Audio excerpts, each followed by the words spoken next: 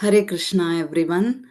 Gita Wise welcomes you all to the reading of Bhagavad-gita As It Is by His Divine Grace A.C. Bhaktivedanta Swami Srila Prabhupada. All glories to Srila Prabhupada. We will first start with the prayers.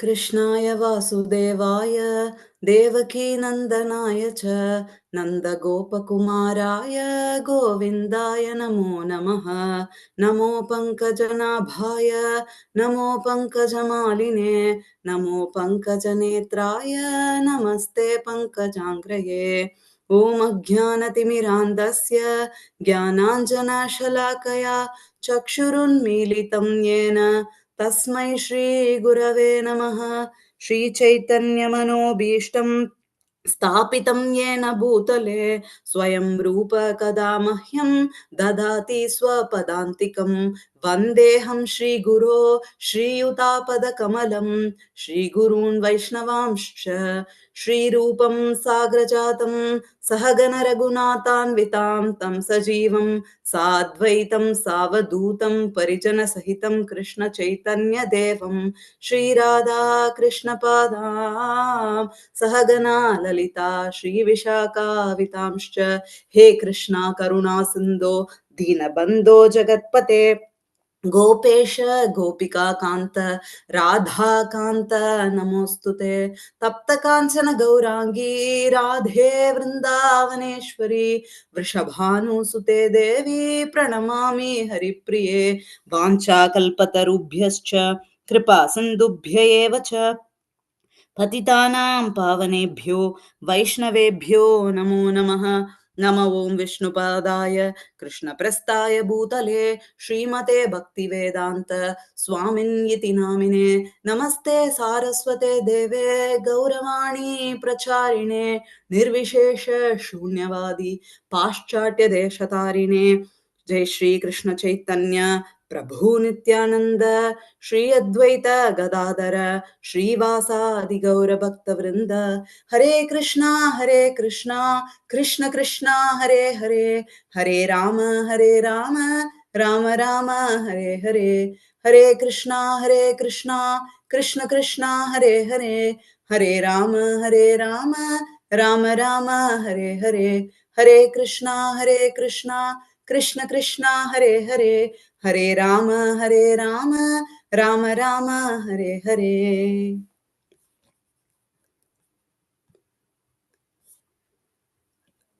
As the end of 2024 draws near, it is the time to reflect and look forward to a new 2025 with fresh hopes and dreams.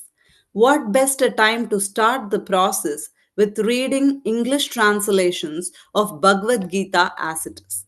The legendary song Bhaja Govindam by Adi Shankaracharya states, reading Gita even a little could result in cutting the endless cycle of material existence. Bhagavad Gita translations have been rendered by several authors over the years, but they include their own concepts and philosophies. But Krishna is the only goal and substance of Bhagavad Gita. So, our merciful Srila Prabhupada has gifted us this Bhagavad Gita as it is, through which we can understand the true meaning of Gita in a language we can understand. Such is mercy of Prabhupada. Let us unite to read and focus on understanding the intent and purpose of Gita today and spend all of 2025 with a spiritual inclination to deepen our knowledge of Gita and our dear Lord Sri Krishna. Let us start with the reading of Bhagavad Gita as it is now. Thank you all for joining, and Rasagna, please take over.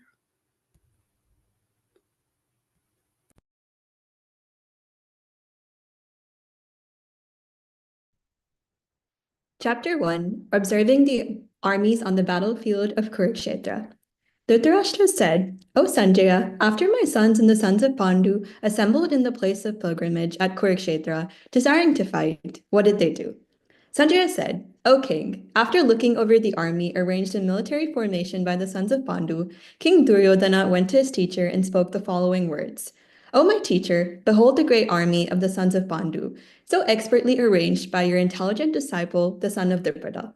Here in this army are many heroic bowmen, equal in fighting to Bhima and Arjuna, great fighters like Yuyudhana, Virata, and Drupada.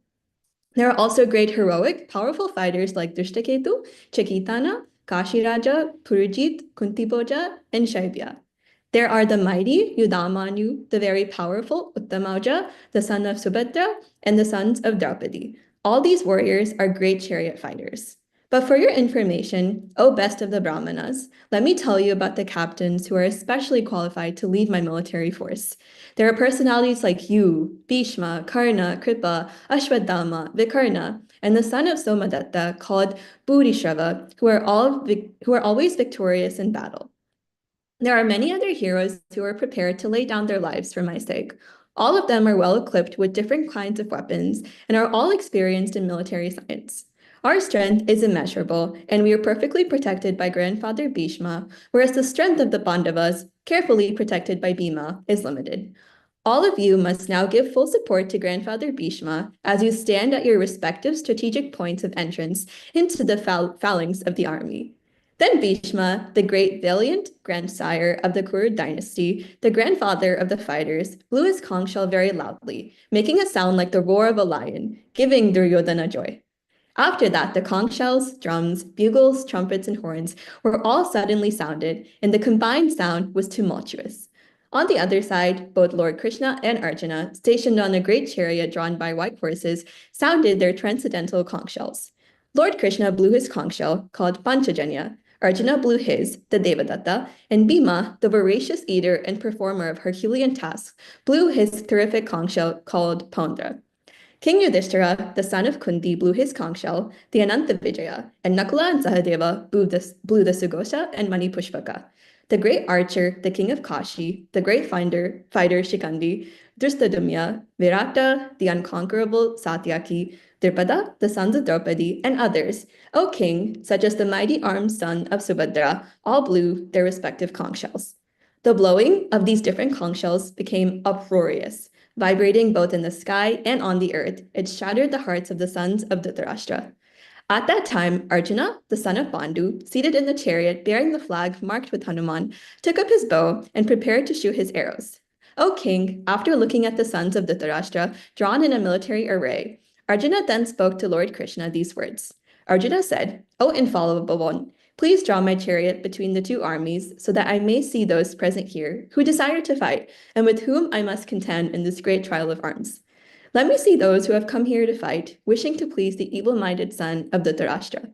Sanjaya said, O descendant of Bharata, having thus been addressed by Arjuna, Lord Krishna drew up the fine chariot in the midst of the armies of both parties.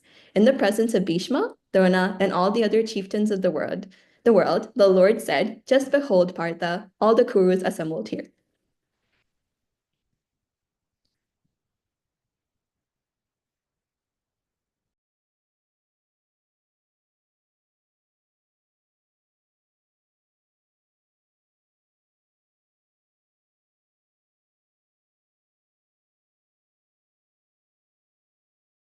Uh, yeah, I'll continue from 26. Can you keep sharing your screen, please? Thank you. There, Arjuna could see, within the midst of the armies of both parties, his fathers, grandfathers, teachers, maternal uncles, brothers, sons, grandsons, friends, and also his fathers in law and well wishers. When the son of Kunti, Arjuna, saw all these different grades of friends and relatives, he became overwhelmed with compassion and spoke thus. Arjuna said, My dear Krishna, seeing my friends and relatives present before me in such a fighting spirit, I feel the limbs of my body quivering and my mouth drying up. My whole body is trembling. My hair is standing on end. My bow Gandiva is slipping from my hand, and my skin is burning. I am now unable to stand here any longer. I am forgetting myself, and my mind is reeling. I see only causes of misfortune, O Krishna, killer of Kasi demon. I do not see how any good can come from killing my own king's men in this battle, nor can I my dear Krishna, desire any subsequent victory, kingdom, or happiness. O Govinda, of what avail to us are a kingdom, happiness, or even life itself when all those for whom we may desire them are now arrayed on this battlefield? O Madhusudana, when teachers, fathers, sons, grandfathers, maternal uncles, fathers in law, grandsons, brothers in law, and other relatives are ready to give up their lives and properties and are standing before me, why should I wish to kill them, even though they might otherwise kill me? O maintainer of all living entities, I am not prepared to fight with them, even in exchange for the three worlds, let alone this earth. What pleasure will we derive from killing the sons of Dhritarashtra? Sin will overcome us if we slay such aggressors. Therefore, it is not proper for us to kill the sons of Dhritarashtra and our friends. What should we gain, O Krishna, husband of goddess of fortune, and how could we be happy by killing our own king's men? O Janardhana, although these men, their hearts overtaken by greed, see no fault in killing one's family or quarreling with friends, why should we, who can see the crime in destroying a family, engage in these acts of sin? With the destruction of the dynasty, the eternal family tradition is vanquished, and thus the rest of the family becomes involved in irreligion. When irreligion is prominent in family, O Krishna, the women of the family become polluted, and from the degradation of womanhood, O descendant of Varanasi, comes unwanted progeny. An increase of unwanted population certainly causes hellish life, both for the family and for those who destroy the family tradition. The ancestors of such corrupt families fall down because the performances for offering them food and water are entirely stopped by the evil deeds of those who destroy the family tradition and thus give rise to unwanted children. All kinds of community projects and family welfare activities are devastated. O Krishna, maintainer of the people, I have heard by disciplic succession that those whose family traditions are destroyed dwell always in the hell. Alas, how strange it is that we are preparing to commit greatly sinful acts. Driven by desire to enjoy royal happiness, we are intent on killing our own king's men. Better for me if the sons of Dhritarashtra, weapons in hand, were to kill me unarmed and unresisting on the battlefield. Sanjaya said, Arjuna, having thus spoken on the battlefield, cast aside his bow and arrows and sat down on the chariot, his mind overwhelmed with grief.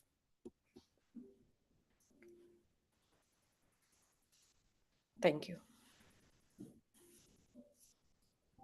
Chapter 2 Contents of the Gita Summarized. Sanjaya said, seeing Arjuna full of compassion, his mind depressed, his eyes full of tears, Madhusudana, Krishna, spoke the following words.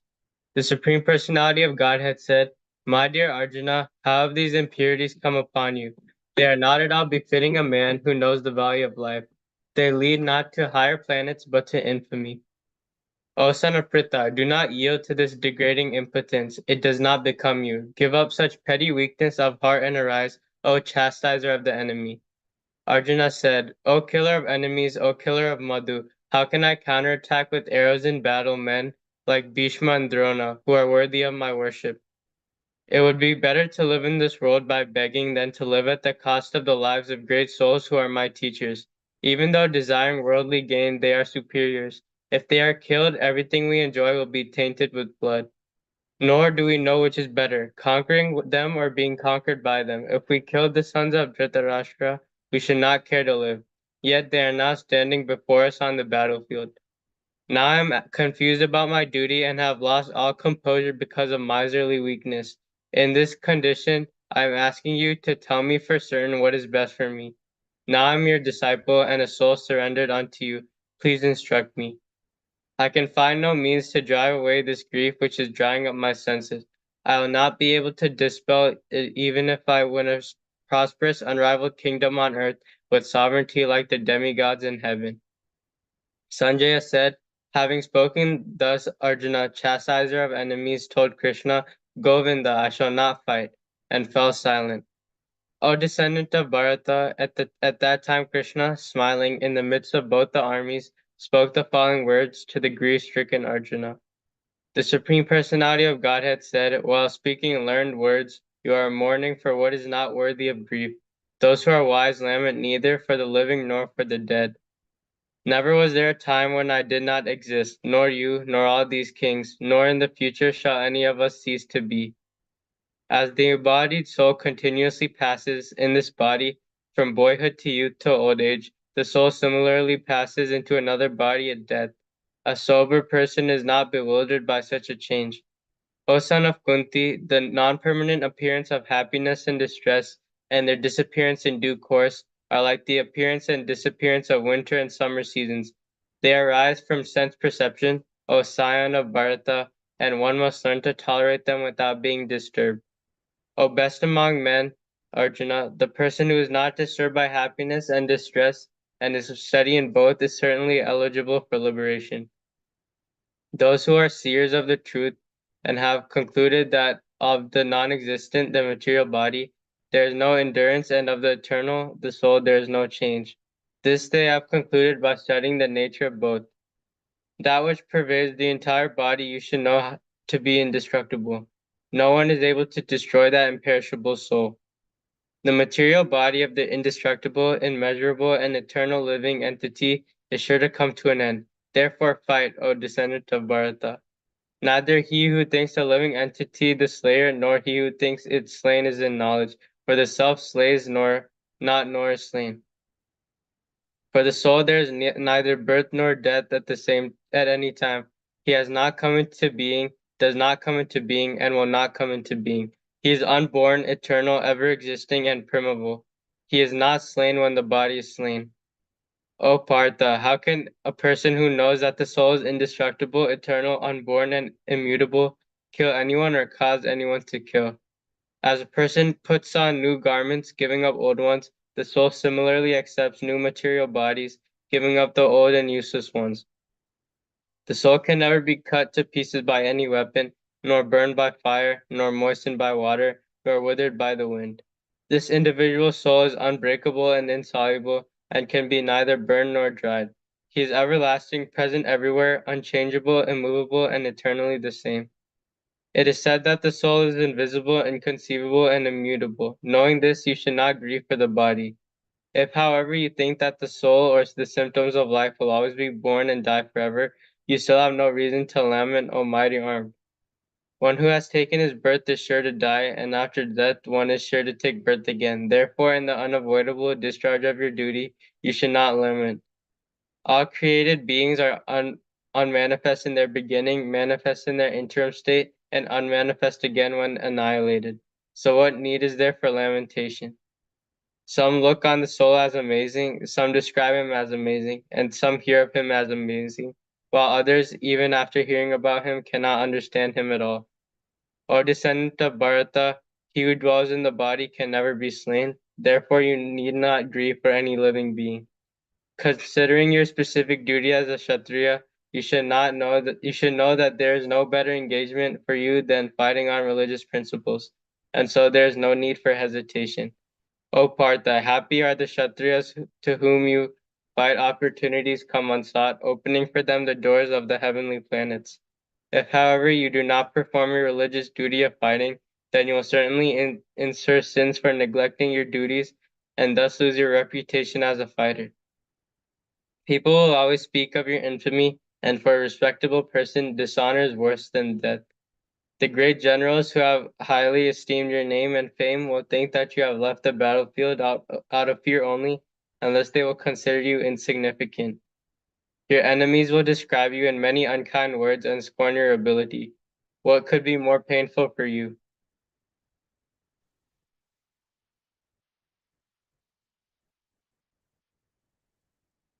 O son of Kunti, either you will be killed on the battlefield and attain the heavenly planets, or you will conquer and enjoy the earthly kingdom.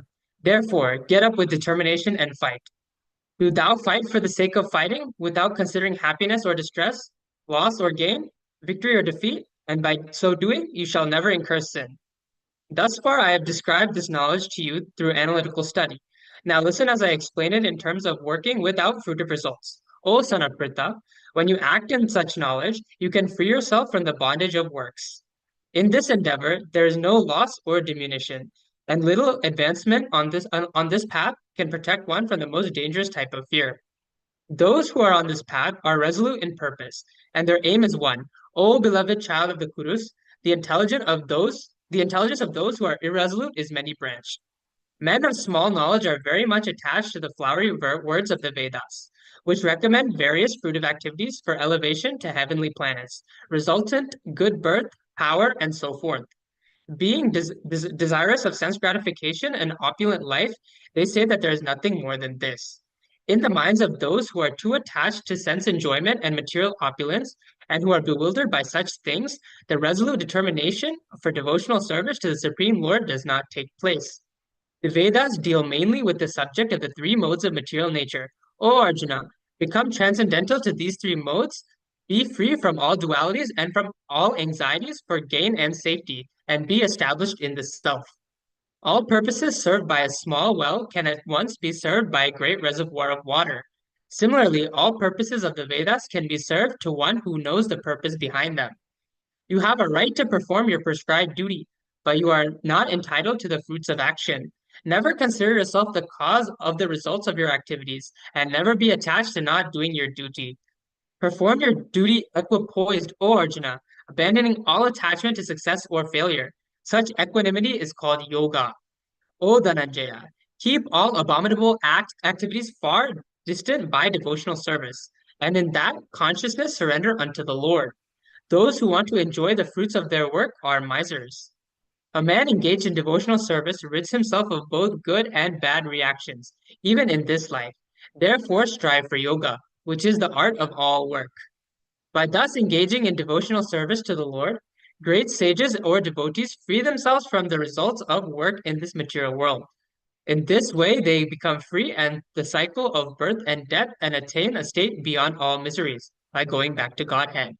When your intelligence has passed out of the dense forest of delusion, you shall become indifferent to all that has been heard and all that is to be heard. When your mind is no longer disturbed by the flowery language of the Vedas, and when it remains fixed in the trance of self-realization, you will have attained the diverse consciousness. Arjuna said, O Krishna, what are the symptoms of one whose consciousness is thus merged in transcendence? How does he speak, and what language does he speak? How does he sit? How does he walk? The Supreme Personality of Godhead said, O Partha, when a man gives up all varieties of desire and for sense gratification, which arise from mental concoction, and when his mind is thus purified, finds a satisfaction in the self alone, then he is said to be pure in pure transcendental consciousness. One who is not disturbed in the mind, even amidst the threefold miseries, or elated when there is happiness, and who is free from attachment, fear, and anger, is called a sage of steady mind. In the material world, who is unaffected by whatever good or evil he may attain, neither praising it nor despising it, is firmly fixed in perfect knowledge. One who is able to withdraw his senses from objects as the tortoise draws its limbs within the shell is firmly fixed in perfect consciousness. Though the embodied soul may be restricted from sense enjoyment, the taste for sense objects remains, but seizing such engagements by experiencing a higher taste, he is fixed in consciousness. The senses are so strong and impetus, O Arjuna, that they forcibly carry away the mind, even of a man of discrimination who is endeavoring to control them. One who restrains his sense, keeping them under full control, and fixes his consciousness upon me is known as a man of steady intelligence. While contemplating the objects of the senses, a person develops attachment for them. And from such attachment, lust develops, and from lust, anger arises. From anger, complete delusion arises, and from delusion, bewilderment of memory. When memory is bewildered, intelligence is lost. And when intelligence is lost, one falls down again into the material pool. But a person free from all attachment and aversion is able to control his senses through regulative principles of freedom, can obtain the complete mercy of the Lord. For one thus satisfied in Krishna consciousness, the threefold miseries of material existence exist no longer. In such satisfied consciousness, one's intelligence is soon well established. One who is not connected with the Supreme in Krishna consciousness can have neither transcendental intelligence nor a steady mind, without which there is no possibility of peace. And how can there be happiness without peace? As the strong wind sweeps away a boat on the water, even one of the roaming senses on which the mind focuses can carry away a man's intelligence. Therefore, O mighty Arjuna, one whose senses are restrained from their objects is certainly of the steady intelligence. What is night for all beings is a time of awakening for the self-control, and the time of awakening for all beings is the night of the introspective sage. A person who is not disturbed by the incessant flow of desires that enter like rivers into the ocean, which is ever being filled but is always still, can alone achieve peace, and the man who strives to satisfy such desires.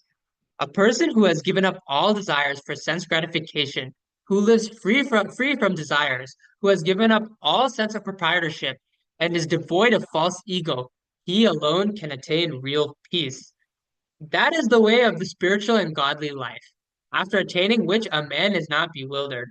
If one is thus situated, even at the hour of death, one can enter the kingdom of God.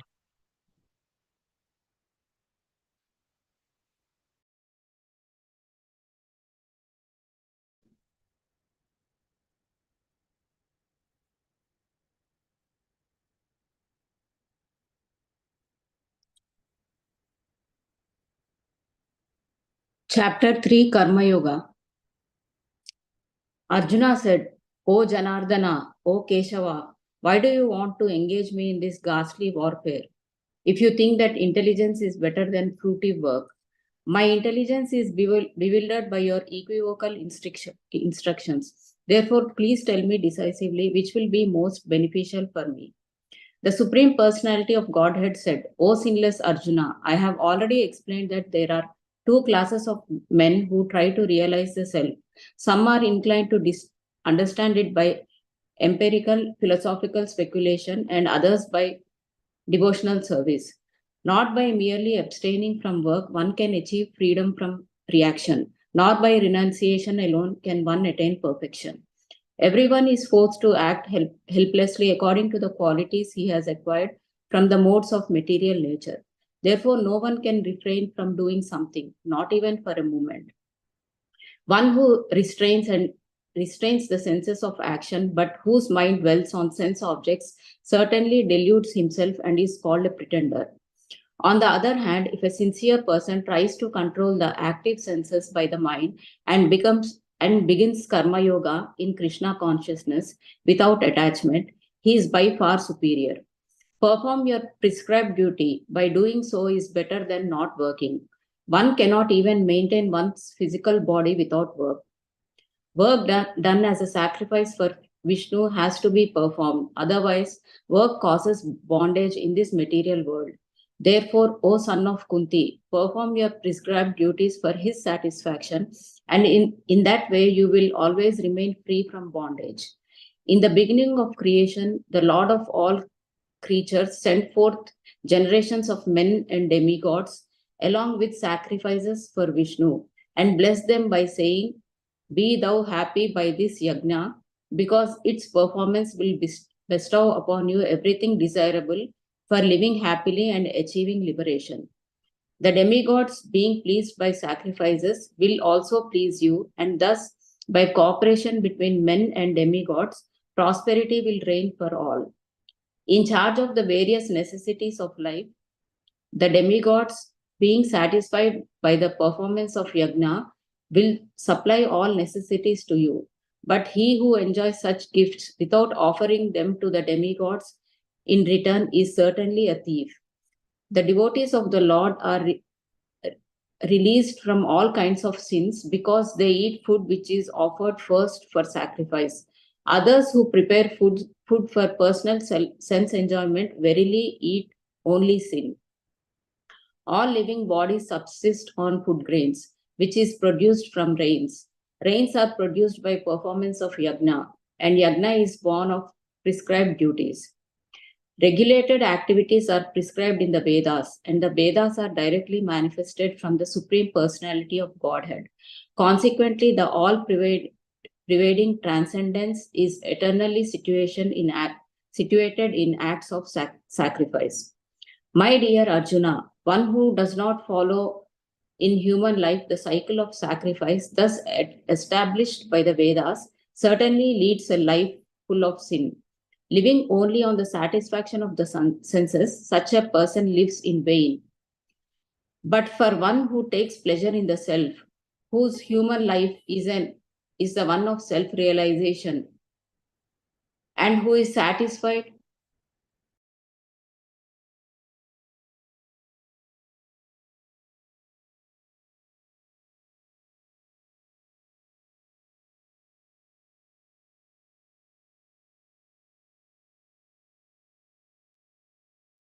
Sunita, we cannot hear you.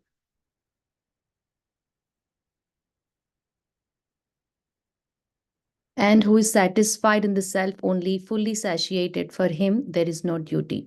A self realized man has no purpose to fulfill in the discharge of his prescribed duties, nor has he any reason not to perform such work, nor has he any need to depend on any other living being.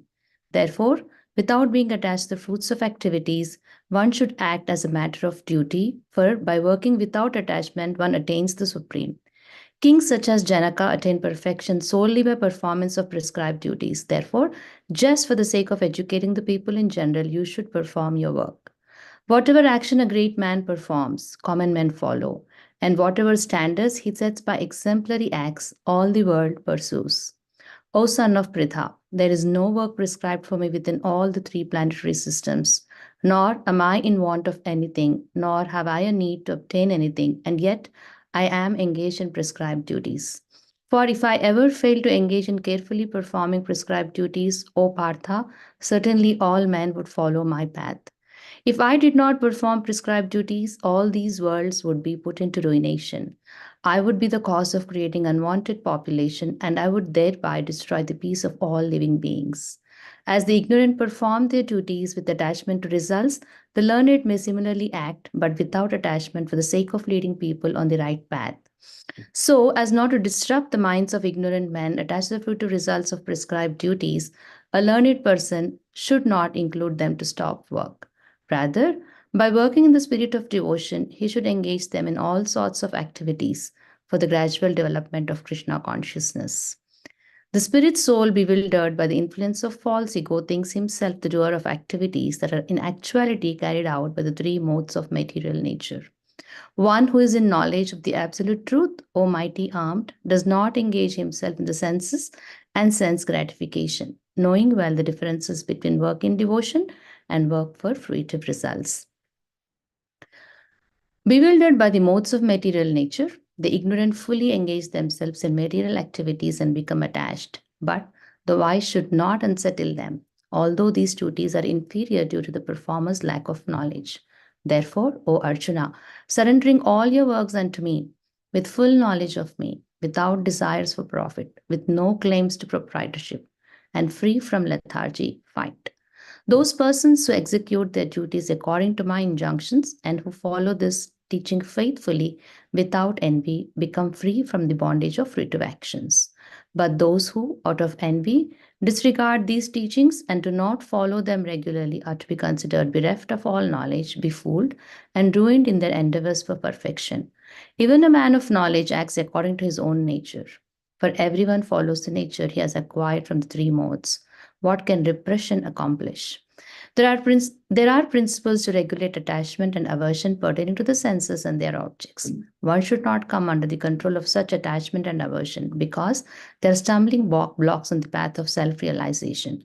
It is far better to discharge one's prescribed duties, even though faultily, than another's duties perfectly. Destruction in the course of time, the course of performing one's own duty is better than engaging in another's duties, for to follow another's path is dangerous.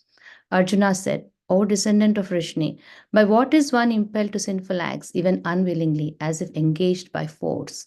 The Supreme Personality of Godhead said, it is lust only, Arjuna, which is born of contact with the material mode of passion and later transformed into wrath, and which is the all-devouring sinful enemy of this world.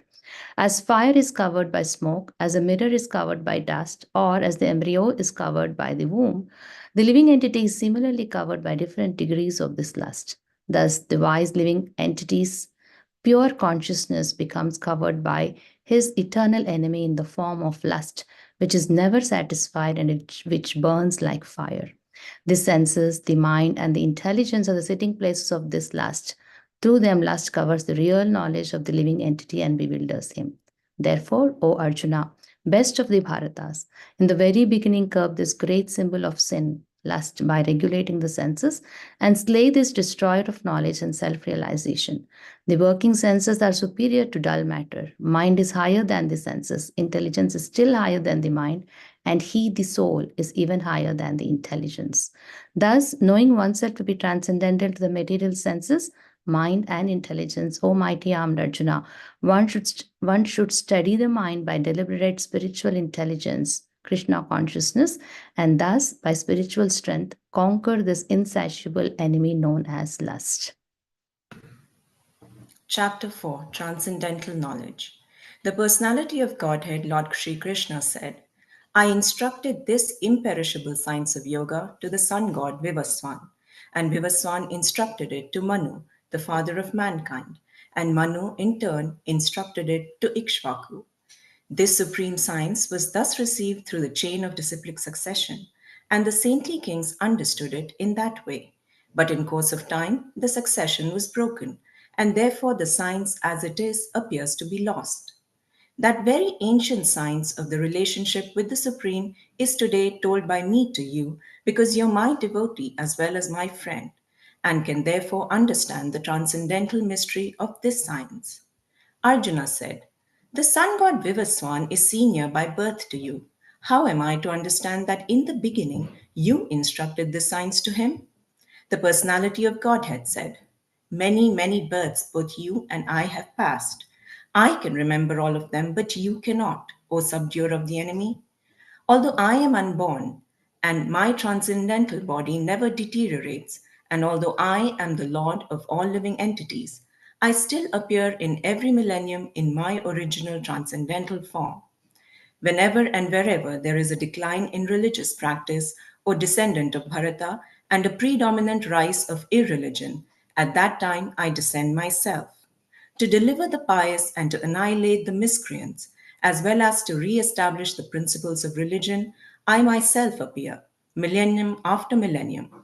One who knows the transcendental nature of my appearance and activities does not, upon leaving the body, take his birth again in this material world, but attains my eternal abode, O Arjuna.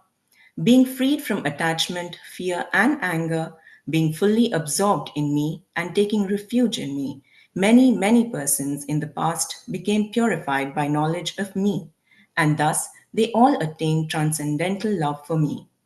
As all surrender unto me, I reward them accordingly. Everyone follows my path in all respects, O son of Pritha. Men in this world desire success in fruitive activities, and therefore they worship the demigods. Quickly, of course, men get results from fruitive work in this world. According to the three modes of material nature and the work associated with them, the four divisions of human society are created by me. And although I am the creator of this system, you should know that I am yet the non doer, being unchangeable. There is no work that affects me, nor do I aspire for the fruits of action. One who understands this truth about me also does not become entangled in the fruitive reactions of work. All the liberated souls in ancient times acted with this understanding of my transcendental nature. Therefore, you should perform your duty, following in their footsteps. Even the intelligent are bewildered in determining what is action and what is inaction. Now I shall explain to you what action is, knowing which you shall be liberated from all misfortune. The intricacies of action are very hard to understand. Therefore, one should know properly what action is, what forbidden action is, and what inaction is. One who sees inaction in action and action in inaction is intelligent among men, and he is in the transcendental position, although engaged in all sorts of activities. One is understood to be in full knowledge, whose every endeavor is devoid of desire for sense gratification. He is said by sages to be a worker for whom the reactions of work have been burned up by the fire of perfect knowledge. Abandoning all attachment to the results of his activities, ever satisfied and independent, he performs no fruitive action, although engaged in all kinds of undertakings. Such a man of understanding acts with mind and intelligence perfectly controlled, gives up all senses of proprietorship over his possessions, and acts only for the bare necessities of life. Thus working, he is not affected by sinful reactions. He who is satisfied with gain which comes of its own accord, who is free from duality and does not envy, who is steady in both success and failure, is never entangled, although performing actions. The work of a man who is unattached to the modes of material nature and who is fully situated in transcendental knowledge merges entirely into transcendence. A person who is fully absorbed in Krishna consciousness is sure to attain the spiritual kingdom because of his full contribution to spiritual activities, in which the consummation is absolute and that which is offered is of the same spiritual nature. Some yogis perfectly worship the demigods by offering different sacrifices to them, and some offer sacrifices in the fire of the Supreme Brahman. Some, the unadulterated brahmacharis, sacrifice the hearing process and the senses in the fire of mental control, and others, the regulated householders, sacrifice the objects of the senses in the fire of the senses. Others, who are interested in achieving self-realization through control of the mind and senses, offer the functions of all the senses and the life breath as oblations into the fire of the controlled mind. Having accepted strict vows, some become enlightened by sacrificing their possessions, and others by performing severe austerities, by practicing the yoga of eightfold mysticism, or by studying the Vedas to advance in transcendental knowledge. Still others, who are inclined to the process of breath restraint to remain in trance, practice by offering the movement of the outgoing breath into the incoming and the incoming breath into the outgoing, and thus at last remain in trance, stopping all breathing. Others, curtailing the eating process, offer the outgoing breath into itself as a sacrifice. All these performers who know the meaning of sacrifice become cleansed of sinful reactions, and, having tasted the nectar of the results of sacrifices, they advance towards the supreme eternal atmosphere. O best of the Kuru dynasty, without sacrifice, one can never live happily on this planet or in this life. What then of the next? All these different types of sacrifice are approved by the Vedas, and all of them are born of different types of work. Knowing them as such, you will become liberated. O chastiser of the enemy, the sacrifice performed in knowledge is better than the mere sacrifice of material possessions. After all, O son of Pritha, all sacrifices of work culminate in transcendental knowledge. Just try to learn the truth by approaching a spiritual master. Inquire from him submissively and render service unto him. The self-realized souls can impart knowledge unto you because they have seen the truth. Having obtained real knowledge from a self-realized soul, you will never fall again into such illusion. For by this knowledge, you will see that all living beings are but part of the Supreme, or, in other words, that they are mine.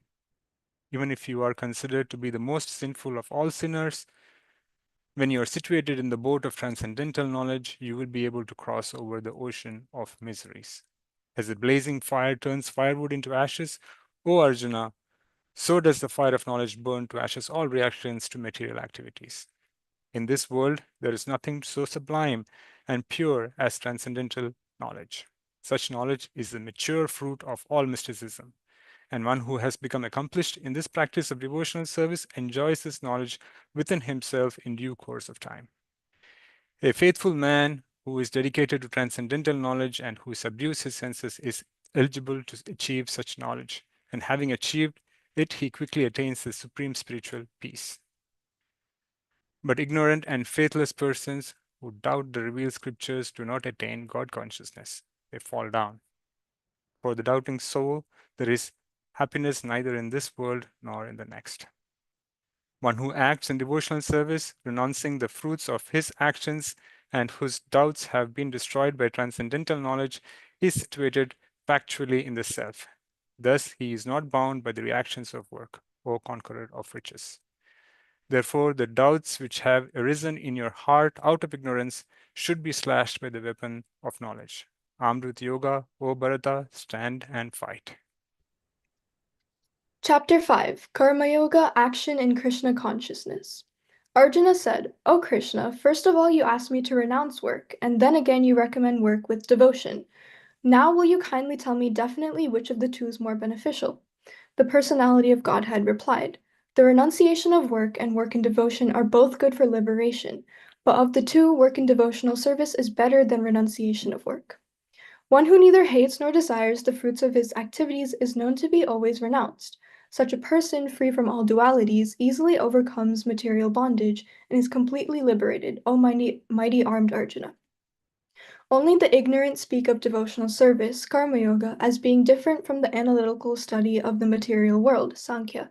Those who are actually learned say that he who applies himself well to one of these paths achieves the results of both.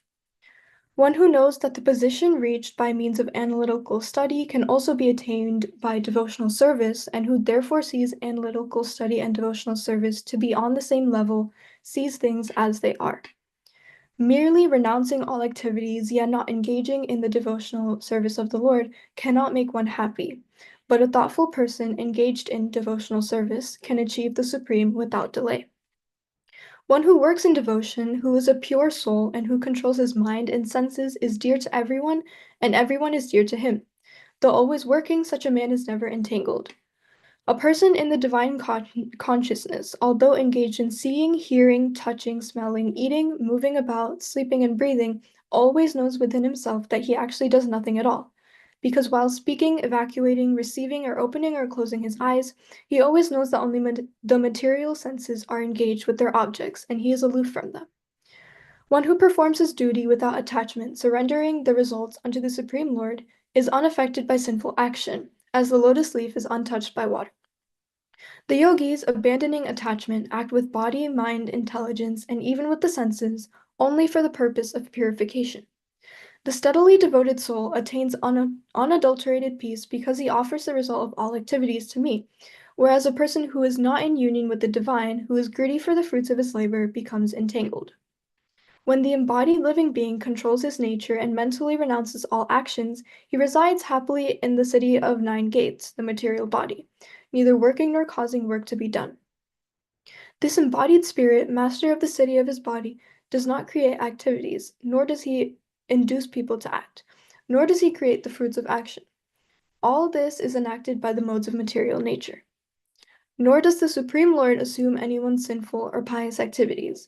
Embodied beings, however, are bewildered because of the ignorance which covers their real knowledge. When, however, one is enlightened with the knowledge by which nescience is destroyed, then his knowledge reveals everything, as the sun lights up everything in the daytime. When one's intelligence, mind, faith, and refuge are all fixed on the Supreme, then one becomes fully cleansed of misgivings through complete knowledge, and thus proceeds straight on the path of liberation. The humble sages, by virtue of true knowledge, see with equal vision a learned and gentle Brahmana, a cow, an elephant, a dog, and a dog-eater. Those whose minds are established in sameness and equanimity have already conquered the conditions of birth and death. They are flawless like Brahman, and thus they are already situated in Brahman. A person who neither rejoices upon receiving something pleasant, nor laments upon obtaining something unpleasant, who is self-intelligent, who is unbewildered, and who knows the signs of God, is already situated in transcendence. Such a liberated person is not attracted to material sense pleasure, but is always in trance, enjoying the pleasure within. In this way, the self-realized person enjoys unlimited happiness, for he concentrates on the Supreme. An intelligent person does not take part in the sources of misery, which are due to contact with the material senses. O son of Kunti, such pleasures have a beginning and an end, and so the wise man does not delight in them. Before giving up this present body, if one is able to tolerate the urges of the material senses and check the force of desire and anger, he is well situated and is happy in this world. One whose happiness is within, who is active and rejoices within, and whose aim is inward, is actually the perfect mystic. He is liberated in the Supreme, and ultimately he attains the Supreme. Those who are beyond the dualities that arise from doubts, whose minds are engaged within, who are always busy working for the welfare of all living beings, and who are free from all sins, achieve liberation in the Supreme. Those who are free from anger and all material desires, who are self-realized, self-disciplined, and constantly endeavoring for perfection, are assured of liberation in the Supreme in the very near future. Shutting out all external sense objects, keeping the eyes and vision concentrated between two eyebrows, suspending the inward and outward breaths within the nostrils, and thus controlling the mind, senses, and intelligence. The transcendentalist aiming at liberation becomes free from desire, fear, and anger. One who is always in this state is certainly liberated. A person in full consciousness of me, knowing me to be the ultimate beneficiary of all sacrifices and austerities, the supreme lord of all planets and demigods, and the benefactor and well-wisher of all living entities, attains peace from the pangs of material miseries. Chapter 6 Dhyana Yoga. The Supreme Personality of Godhead said, one who is unattached to the fruits of his work and who works as he is obligated is in the renounced order of life, and he is the true mystic, not he who lights no fire and performs no duty. What is called renunciation, you should know to be the same as yoga, or linking oneself with the Supreme, O son of Pandu. For one can never become a yogi unless he renounces the desire for sense gratification. For one who is neophyte in the eightfold yoga system, work is said to be the means. And for one who is already elevated in yoga, cessation of all material activities is said to be the means. A person is said to be elevated in yoga when, having renounced all material desires, he neither acts for sense gratification nor engages in fruitive activities. One must deliver himself with the help of his mind and not degrade himself. The mind is the friend of the conditioned soul and his enemy as well. For him who has conquered the mind is the best of friends. But for one who has failed to do so, his mind will remain the greatest enemy. For one who has conquered the mind, the super soul is already reached, for he has attained tranquility. To such a man, happiness and distress, heat and cold, honor and dishonor, all are the same. A person is said to be established in self-realization and is called yogi or mystic when he is fully satisfied by virtue of acquired knowledge and realization. Such a person is situated in transcendence and is self-controlled. He sees everything, whether it be pebbles, stones, or gold, as the same. A person is considered still further advanced when he regards honest well-wishers, affectionate benefactors, the neutral mediators, the envoys, friends and enemies, and the pious and the sinners, all with an equal mind. A transcendentalist should always engage his body, mind, and self in relationship with the Supreme. He should live alone in the secluded place and should always carefully control his mind. He should be free from desires and feelings of possessiveness. To practice yoga, one should go to a secluded place and should lay kusa grass on the ground and then cover it with a deer skin and a soft cloth. The seat should be neither too high nor too low and should be situated in the sacred place. The yogi should then sit on it very firmly and practice yoga to purify the heart by controlling his mind, senses, and activities and fixing the mind on one point. One should hold one's body, neck, and head erect in a straight line and stare steadily at the tip of the nose. Thus, with an unagitated, subdued mind, devoid of fear, and completely free from sex life, one should meditate upon me within the heart and make me the ultimate goal of life. Thus, practicing the constant control of the body, mind, and activities, the mystic transcendentalist, his mind regulated, attains to the kingdom of God or the abode of Krishna by cessation of material existence. There is no possibility of one's becoming a yogi, O Arjuna, if one eats too much or eats too little, sleeps too much, and does not sleep enough. He who is regulated in his habits of eating, sleeping, recreation, and work can mitigate all material pains by practicing the yoga system. When the yogi, by practice of yoga, disciplines his mental activities and becomes situated in transcendence, devoid of all material desires, he is said to be well established in yoga. As a lamp in the windless place does not waver, so the transcendentalist whose mind is controlled remains always steady in his meditation on the transcendent self. In the stage of perfection called trance or samadhi, one's mind is completely restrained from material mental activities by practice of yoga. This perfection is characterized by one's ability to see the self by the pure mind and to relish and rejoice in the self. In that joyous state, one is situated in the boundless transcendental happiness realized through transcendental senses. Established thus, one can never depart from the truth, and upon gaining this, he thinks there is no greater gain. Being situated in such a situation, such a position, one is never shaken, even in the midst of greatest difficulty. This indeed is actual freedom from all miseries arising from the material contact. One should engage in oneself in the practice of yoga with determination and faith and not be deviated from the path. One should abandon without exception all material desires born of mental speculation and thus control all the senses on all sides of by the mind. Gradually, step by step, one should become situated in trance by means of intelligence sustained by full conviction, and thus the mind should be fixed on the self alone and should think of nothing else. From whenever the mind wanders due to its flickering and unsteady nature, one must certainly withdraw it and bring it back under the control of the self. The yogi whose mind is fixed on me verily attains the highest perfection of transcendental happiness.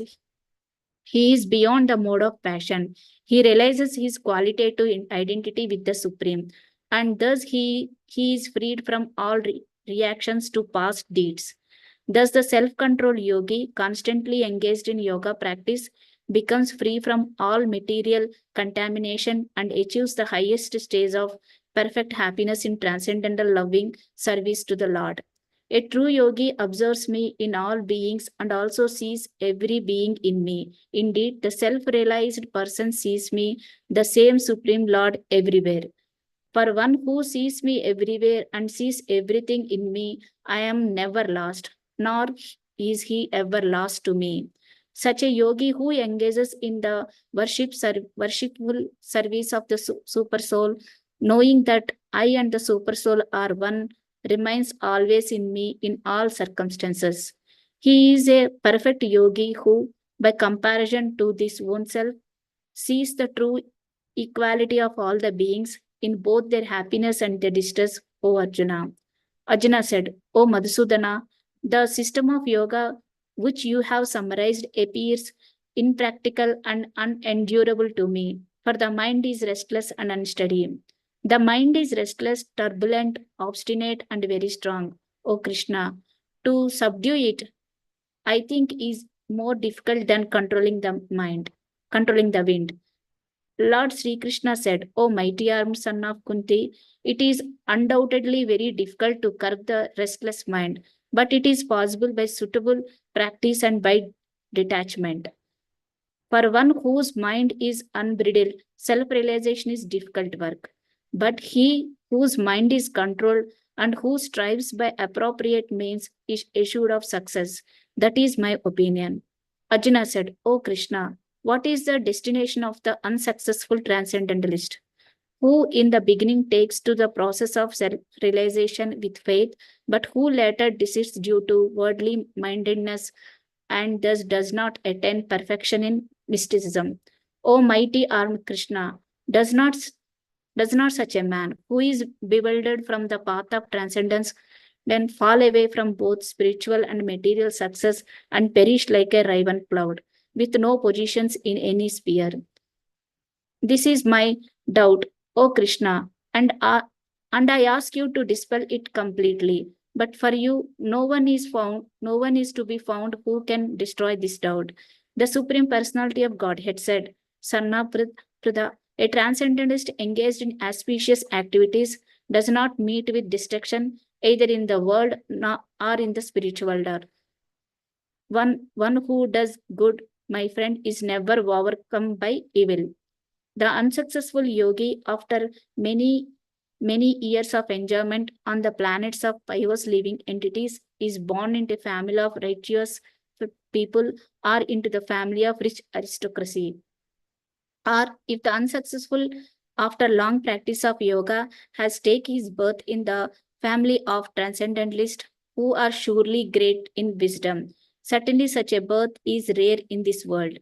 On taking such a birth, he revives the divine consciousness of his previous life and he again tries to make further progress in order to achieve complete success, O son of Guru. By virtue of divine consciousness of his previous life, he automatically becomes attracted to the yogic principles even without seeking them. Such an inquisitive transcendentalist stands always above the ritualistic principles of the scriptures. And when the yogi engages himself with the sincere endeavor in making further progress, being washed off all contamination, then ultimately achieving perfection after many births of practice, he attains the supreme goal. A yogi is greater than the ascetic, greater than the empiricist, and greater than the fruit worker. Therefore, O Arjuna, in all circumstances, be a yogi. And all of yogis, the one with great faith who always abides in me, thinks of me within himself and renders transcendental loving service to me. He is the most intimately united with me in yoga and is the highest of all. That is my opinion. Chapter 7, Knowledge of the Absolute. The Supreme Personality of Godhead said, Now hear, O son of Partha, how by practicing yoga in full consciousness of me, with mind attached to me, you can know me in full, free from doubt. I shall now declare unto you in full this knowledge, both phenomenal and numinous. This being known, nothing further shall remain for you to know. Out of many thousands among men, one may endeavor for perfection, and of those who have achieved perfection, hardly one knows me in truth. Earth, water, fire, air, ether, mind, intelligence, and false ego. Altogether, these 8 constitute my separated material energies. Besides these, O mighty armed Arjuna, there is another superior energy of mine, which comprises the living entities who are exploiting the resources of this material inferior nature. All created beings have their source in these 2 natures of all that is material and all that is spiritual in this world. Know for certain that I am both the origin and the dissolution. O conqueror of wealth, there is no truth superior to me. Everything rests upon me as pearls are strung on a thread. O son of Kunti, I am the taste of water, the light of the sun and the moon, the syllable Om in the Vedic mantras. I am the sound in ether and ability in man. I am the original fragrance of the earth, and I am the heat in fire. I am the life of all that lives, and I am the penances of all ascetics. O son of Partha, know that I am the original seed of all existences, the intelligence of the intelligent, and the prose of all the powerful men. I am the strength of the strong, devoid of passion and desire. I am sex life which is not contrary to religious principles. O Lord of the Bharatas, Arjuna, know that all states of being, be they of goodness, passion, or ignorance, are manifested by my energy. I am, in one sense, everything, but I am independent. I am not under the modes of material nature, for they, on the contrary, are within me. Deluded by the 3 modes, goodness, passion, and ignorance, the whole world does not know me, who am above the modes and inexhaustible.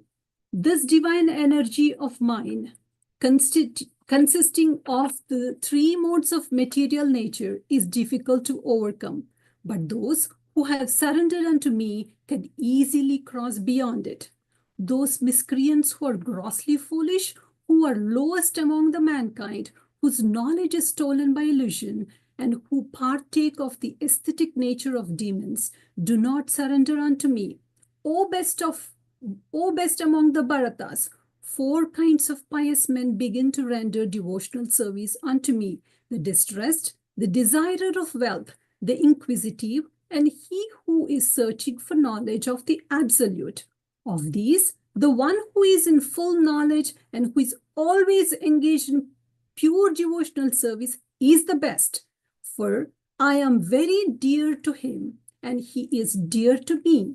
All these devotees are undoubtedly magnanimous souls. But he who is situated in knowledge of me, I consider to be just like my own self. Being engaged in my transcendental service, he is sure to attain me, the highest and most perfect goal. After many births and deaths, he who is actually in knowledge surrenders unto me, knowing me to be the cause of all causes and all that is. Such a great soul is very rare. Those whose intelligence has been stolen by material desires surrender unto demigods and follow the particular rules and regulations of worship according to their own natures. I am in everyone's heart as a super soul. As soon as one desires to worship some demigod, I make his faith steady so that he can devote himself to that particular deity. Endowed with such a faith, he endeavors to worship a particular demigod and obtains his desires. But in actuality, these benefits are bestowed by me alone. Men of small intelligence worships the demigods, and their fruits are limited and temporary. Those who worship the demigods go to the planets of the demigods, but devotees ultimately reach my supreme planet. Unintelligent men who do not know me perfectly think that I, the Supreme Personality of Godhead, Krishna, was impersonal before and have now assumed this personality. Due to their small knowledge, they do not know my higher nature, which is imperishable and supreme. I am never manifest to the foolish and unintelligent. For them, I am covered by my internal potency and therefore do not know that I am unborn and infallible. O Arjuna, as a supreme personality of Godhead, I know everything that has happened in the past, all that is happening in the present, and all things that are yet to come. I also know all living entities, but me no one knows. O scion of Bharata, O conqueror of the foe, all living entities are born into delusion, bewildered by dualities arising from desire and hate. Persons who have acted piously in previous lives and in this life, and those sinful actions are completely eradicated, are freed from the dualities of delusion, and they engage themselves in my service with determination. Intelligent persons who are enduring for liberation from old age and death take refuge in me in devotional service. They are actually Brahman because they entirely know everything about transcendental activities. Those in full consciousness of me, who know me, the Supreme Lord, to be the governing principle of the material manifestation of the demigods and of all methods of sacrifice, can understand and know me, the Supreme Personality of Godhead, even at the time of death. Hare Krishna. Chapter 8, Attaining the Supreme. Arjuna inquired, O my Lord, O Supreme Person, what is Brahman? What is the Self? What are the fruitive activities? What is this material manifestation? And what are the demigods? Please explain this to me. Who is the Lord of sacrifice and how does he live in the body, O Madhusudana? How can those engaged in devotional service know you at the time of death? The Supreme Personality of Godhead said, the indestructible, transcendental living entity is called Brahman, and his eternal nature is called Adhyatma, the self. Action pertaining to the development of material bodies of the living entities is called karma, or fruitive activities. O best of the embodied beings, the physical nature which is constantly changing is called Adibhuta, the material manifestation. The universal form of Lord, which includes all the demigods, like those of sun and moon, is called Adidaiva. And I, the Supreme Lord, represented as a super soul in the heart of every embodied being, am called Adi Yagna, the Lord of Sacrifice. And whoever at the end of his life quits his body, remembering me alone, at once attains my nature. Of this there is no doubt. Whatever state of being one remembers when he quits his body, O son of Kunti, that state he will attain without fail. Therefore, Arjuna, you should always think of me in the form of Krishna and at the same time carry out your prescribed duty of fighting. With your activities dedicated to me and your mind and intelligence fixed on me, you will attain me without doubt. He who meditates on me as the Supreme Personality of Godhead, his mind constantly engaged in remembering me, undeviated from the path, he, O Partha, is sure to reach me. One who meditates upon the Supreme Person as the one who knows everything, as he is the oldest, who is the controller, who is smaller than the smallest, who is the maintainer of everything, who is beyond all material conception, who is inconceivable, and who is always a person. He is luminous like the sun, and he is transcendental beyond this material nature. One who, at the time of death, fixes his life air between the eyebrows and by the strength of the yoga, with an undeviating mind, engages himself in remembering this Supreme Lord in full devotion, will certainly attain to the Supreme Personality of Godhead. Persons who are learned in the Vedas, who utter Omkara, and who are great sages in the renounced order enter into Brahman. Desiring such perfection, one practices celibacy. I shall now briefly explain to you this process by which one may attain salvation. The yogic situation is that of detachment from all sensual engagements, closing all the doors of senses and fixing the mind on the heart, life air at the top of the head, one establishes himself in yoga. After being situated in this yoga practice and vibrating the sacred syllable Om, the supreme combination of letters, if one thinks of Supreme Personality of Godhead and quits his body, he will certainly reach the spiritual planets. For one who always remembers me without deviation, I am easy to obtain, O son of Pritha, because of his constant engagement in devotional service. After attaining me, the great souls who are yogis in devotion never return to this temporary world, which is full of miseries because they have attained the highest perfection. From the highest planet in the material world down to the lowest, all are the places of misery wherein repeated birth and death takes place. But one who attains my abode, O son of Kunti, never takes birth again. By human calculation, 1,000 ages taken together form the duration of Brahma's one day, and such also is the duration of his night. At the beginning of Brahma's day, all the living entities become manifest from the unmanifest state, and therefore, when the night falls, they are merged into unmanifest again. Again and again, when Brahma's day arrives, all living entities come into being, and with the arrival of Brahma's night, they are helplessly annihilated. Yet there is another unmanifest nature which is eternal and is transcendental to this manifested and unmanifested matter. It is supreme and is never annihilated. When all in this world is annihilated, that part remains as it is. That which the Vedantis describes as unmanifest and infallible, that which is known as the supreme destination, that place from which having attained it, no one returns. That is my supreme abode. The Supreme Personality of the Godhead, who is greater than all, is attainable by unalloyed devotion. Although he is present in his abode, he is all-pervading and everything is situated within him. O best of Bharata, I shall now explain to you the different times at which, passing away from this world, the yogi does or does not come back. Those who know the Supreme Brahman attains that Supreme by passing away from the world during the influence of the fiery god in the light at an auspicious moment of the day, during the fortnight of the waxing moon, or during the 6 months when the sun travels in the north. The mystic who passes away from this world during the smoke, the night, the fortnight of the waning moon, or the 6 months when the sun passes to the south, reaches the moon planet, but again comes back. According to Vedic opinion, there are 2 ways of passing from this world, one in light and one in darkness. When one passes in light, he does not come back. When one passes in darkness, he returns. Although the devotees know these 2 paths, O Arjuna, they are never bewildered. Therefore, be always fixed in devotion.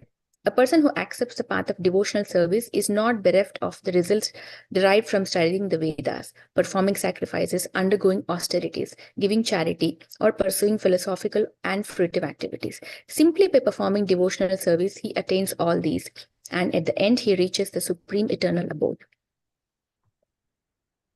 Chapter 9 The Most Confidential Knowledge.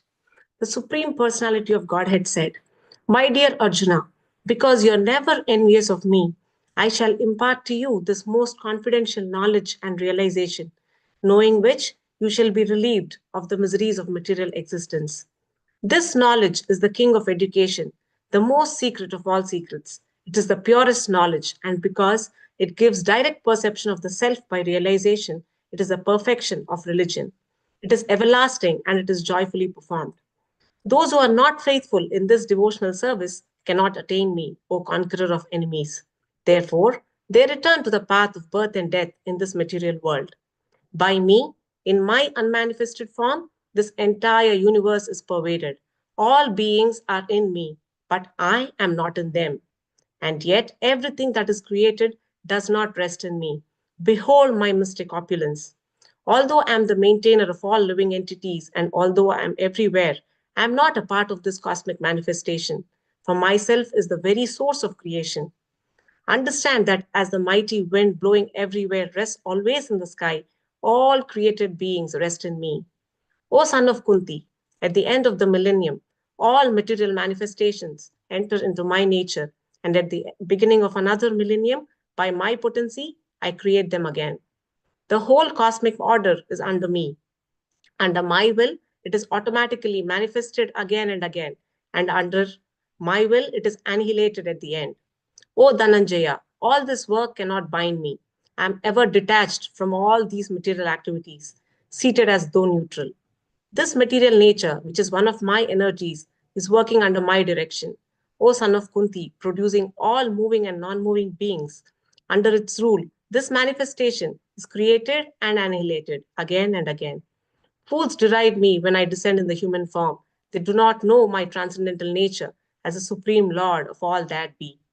Those who are thus bewildered are attracted by demonic and atheistic views. In that deluded condition, their hopes for liberation, their fruitive activities, and their culture of knowledge are all defeated. O son of Pritha, those who are not deluded, the great souls, are under the protection of the divine nature. They are fully engaged in devotional service because they know me as the supreme personality of Godhead, original and inexhaustible. Always chanting my glories, endeavoring with great determination, bowing down before me, these great souls perpetually worship me with devotion. Others, who engage in sacrifice by the cultivation of knowledge, worship the Supreme Lord as the one without a second, as diverse in many and in the universal form.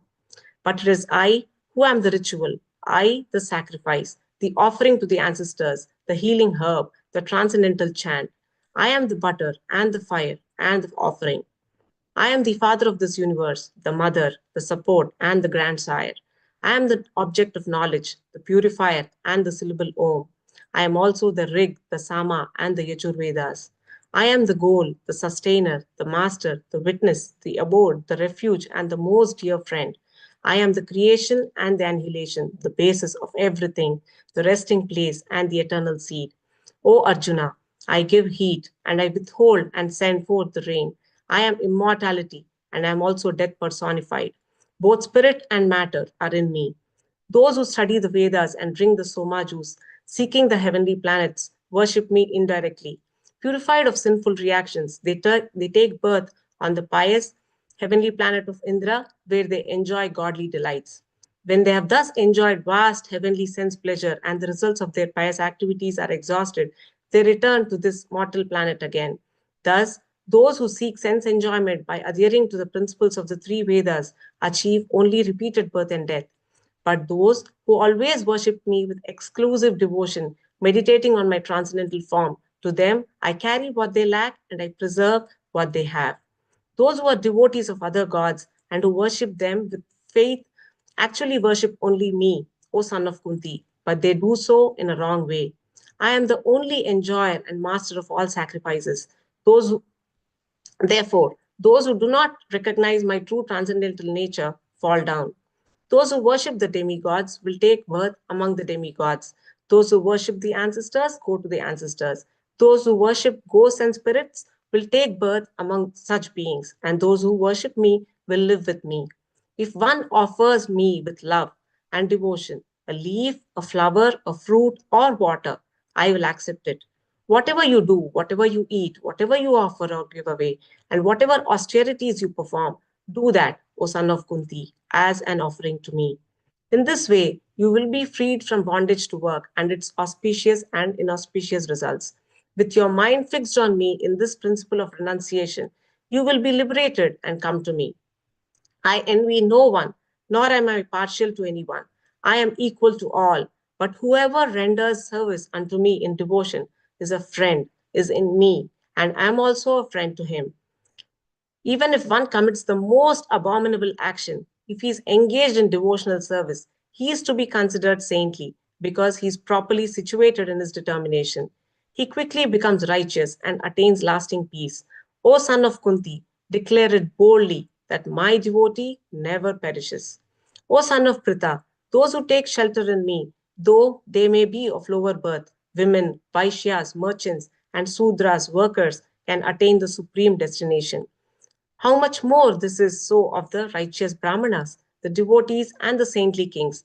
Therefore, having come to this temporary miserable world, engage in loving service unto me. Engage your mind, always thinking of me. Become my devotee. Offer obeisances to me and worship me. Being completely absorbed in me, surely you will come to me.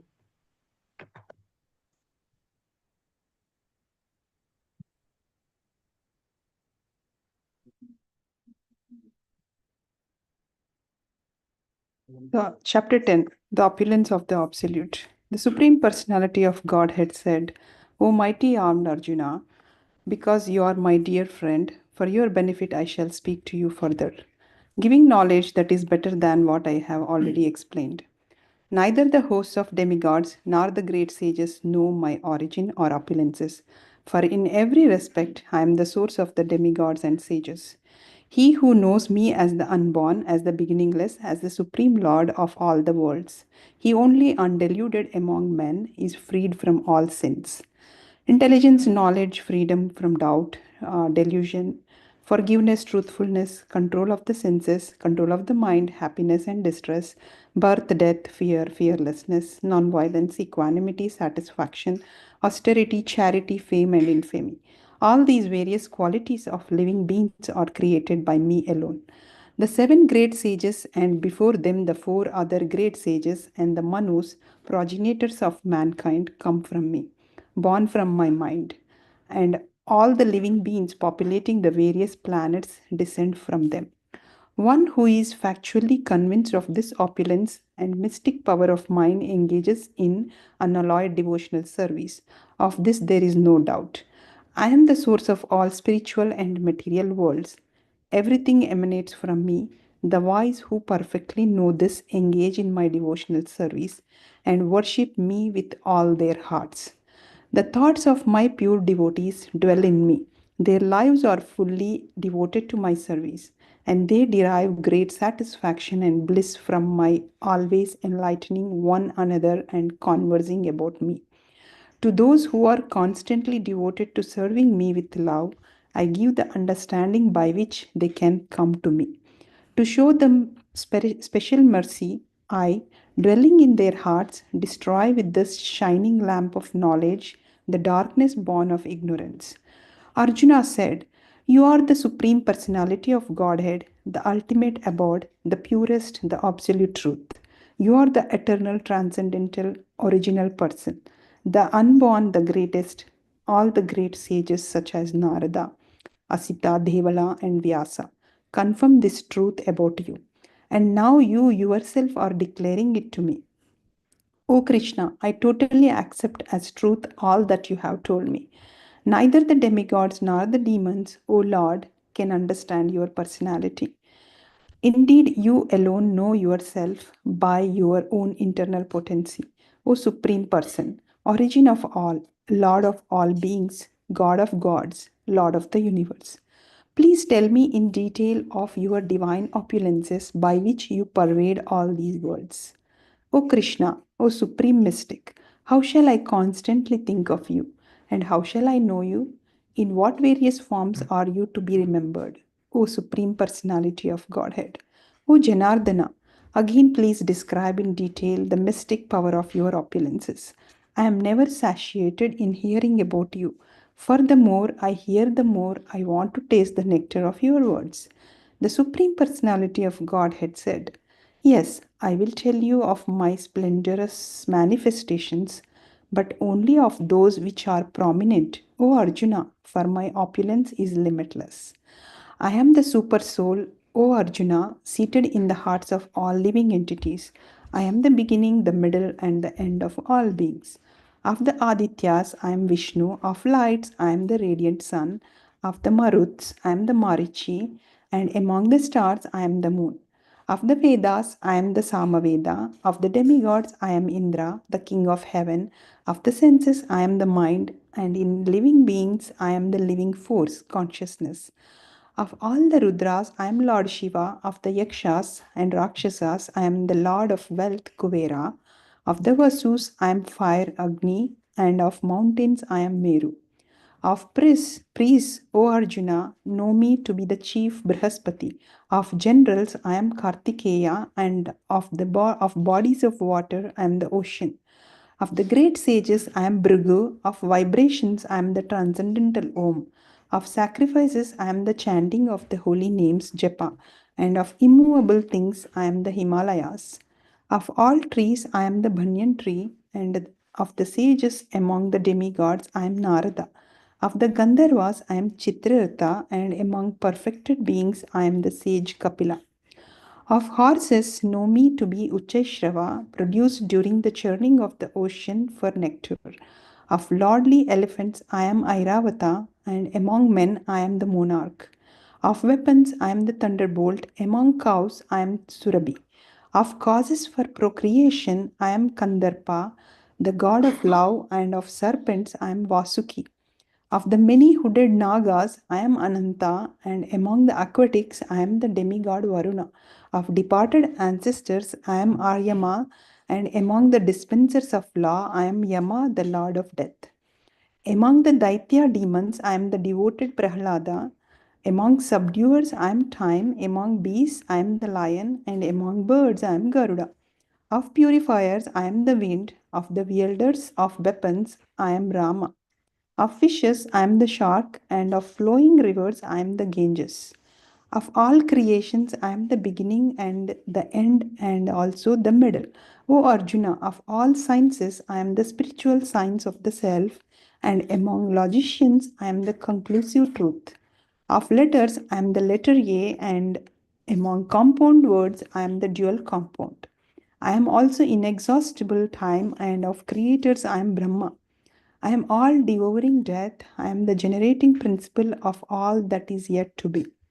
Among women, I am fame, fortune, fine speech, memory, intelligence, steadfastness, and patience. Of the hymns in the Samaveda, I am the Brihat Sama, and of poetry, I am the Gayatri. Of months, I am Margashirsha, November to December, and of seasons, I am flower bearing spring. I am also the gambling of cheats, and of the splendid I am the splendor. I am victory, I am adventure, and I am the strength of the strong. Of the descendants of Vrishni, I am Vasudeva, and of the Pandavas, I am Arjuna. Of the sages, I am Vyasa, and among great thinkers, I am Ushana. Among all means of suppressing lawlessness, I am punishment, and of those who seek victory, I am morality. Of secret things, I am silence, and of the wise, I am the wisdom. Furthermore, O Arjuna, I am the generating seed of all existences. There is no being, moving or non moving, that can exist without me. O mighty conqueror of enemies, there is no end to my divine manifestations. What I have spoken to you is but a mere indication of my infinite opulences. Know that all opulent, beautiful, and glorious creations spring from but a spark of my splendor. But what need is there, Arjuna, for all this detailed knowledge? With a single fragment of myself, I pervade and support this entire universe. Chapter 11 The Universal Form. Arjuna said, by my hearing the instructions you have kindly given me about these most confidential spiritual subjects, my illusion has now been dispelled. O lotus-eyed one, I have heard from you in detail about the appearance and disappearance of every living entity, and have realized your inexhaustible glories. O greatest of all personalities, O supreme form, though I see you here before me in your actual position, as you have described yourself, I wish to see how you have entered into this cosmic manifestation. I want to see that form of yours. If you think that I am able to behold your cosmic form, O my Lord, O Master of all mystic power, then kindly show me that unlimited universal self. The Supreme Personality of Godhead said, my dear Arjuna, O son of Pritha, see now my opulences, hundreds of thousands of varied, divine, and multicolored forms. O best of the Bharatas, see here the different manifestations of Adityas, Vasus, Rudras, Ashwini Kumaras, and all other demigods. Behold the many wonderful things which no one has ever seen or heard of before. O Arjuna, whatever you wish to see, behold at once in this body of mine. This universal form can show you whatever you now desire to see and whatever you want to see in the future. Everything, moving and non moving, is here completely in one place. But you cannot see me with your present eyes. Therefore, I give you divine eyes. Behold my mystic opulence. Sanjaya said, O king, having spoken thus, the supreme lord of all mystic power, the personality of Godhead, displayed his universal form to Arjuna. Arjuna saw in that universal form unlimited mouths, unlimited eyes, unlimited wonderful visions. The form was decorated with many celestial ornaments and bore many divine appraised weapons. He wore celestial garlands and garments, and many divine scents were smeared over his body. All was wondrous, brilliant, unlimited, all expanding. If hundreds of thousands of suns were to rise at once into the sky, their radiance might resemble the effulgence of the Supreme Person in that universal form. At that time, Arjuna could see in the universal form of the Lord the unlimited expansions of the universe situated in one place, although divided into many, many thousands. Then, bewildered and astonished, his hair standing on end, Arjuna bowed his head to offer obeisances and with folded hands began to pray to the Supreme Lord. Arjuna said, my dear Lord Krishna, I see assembled in your body all the demigods and various other living entities. I see Brahma sitting on the lotus flower, as well as Lord Shiva and all the sages and divine serpents. O Lord of the universe, O universal form, I see in your body many, many arms, bellies, mouths, and eyes, expanded everywhere without limit. I see in you no end, no middle, and no beginning. Your form is difficult to see because of its glaring effulgence, spreading on all sides like blazing fire or the immeasurable radiance of the sun. Yet I see this glowing form everywhere, adorned with various crowns, clubs, and discs. You are the supreme primal objective. You are the ultimate resting place of all this universe. You are inexhaustible and you are the oldest. You are the maintainer of the eternal religion, the personality of Godhead. This is my opinion. You are without origin, middle, or end. Your glory is unlimited. You have numberless arms, and the sun and moon are your eyes. I see you with blazing fire coming forth from your mouth, burning this entire universe by your own radiance. Although you are one, you spread throughout the sky and the planets and all space between. O great one, seeing this wondrous and terrible form, all the planetary systems are perturbed. All the hosts of demigods are surrendering before you and entering into you, some of them very much afraid or offering prayers with folded hands. Hosts of great sages and perfected beings, crying, all peace, are praying to you by singing the Vedic hymns.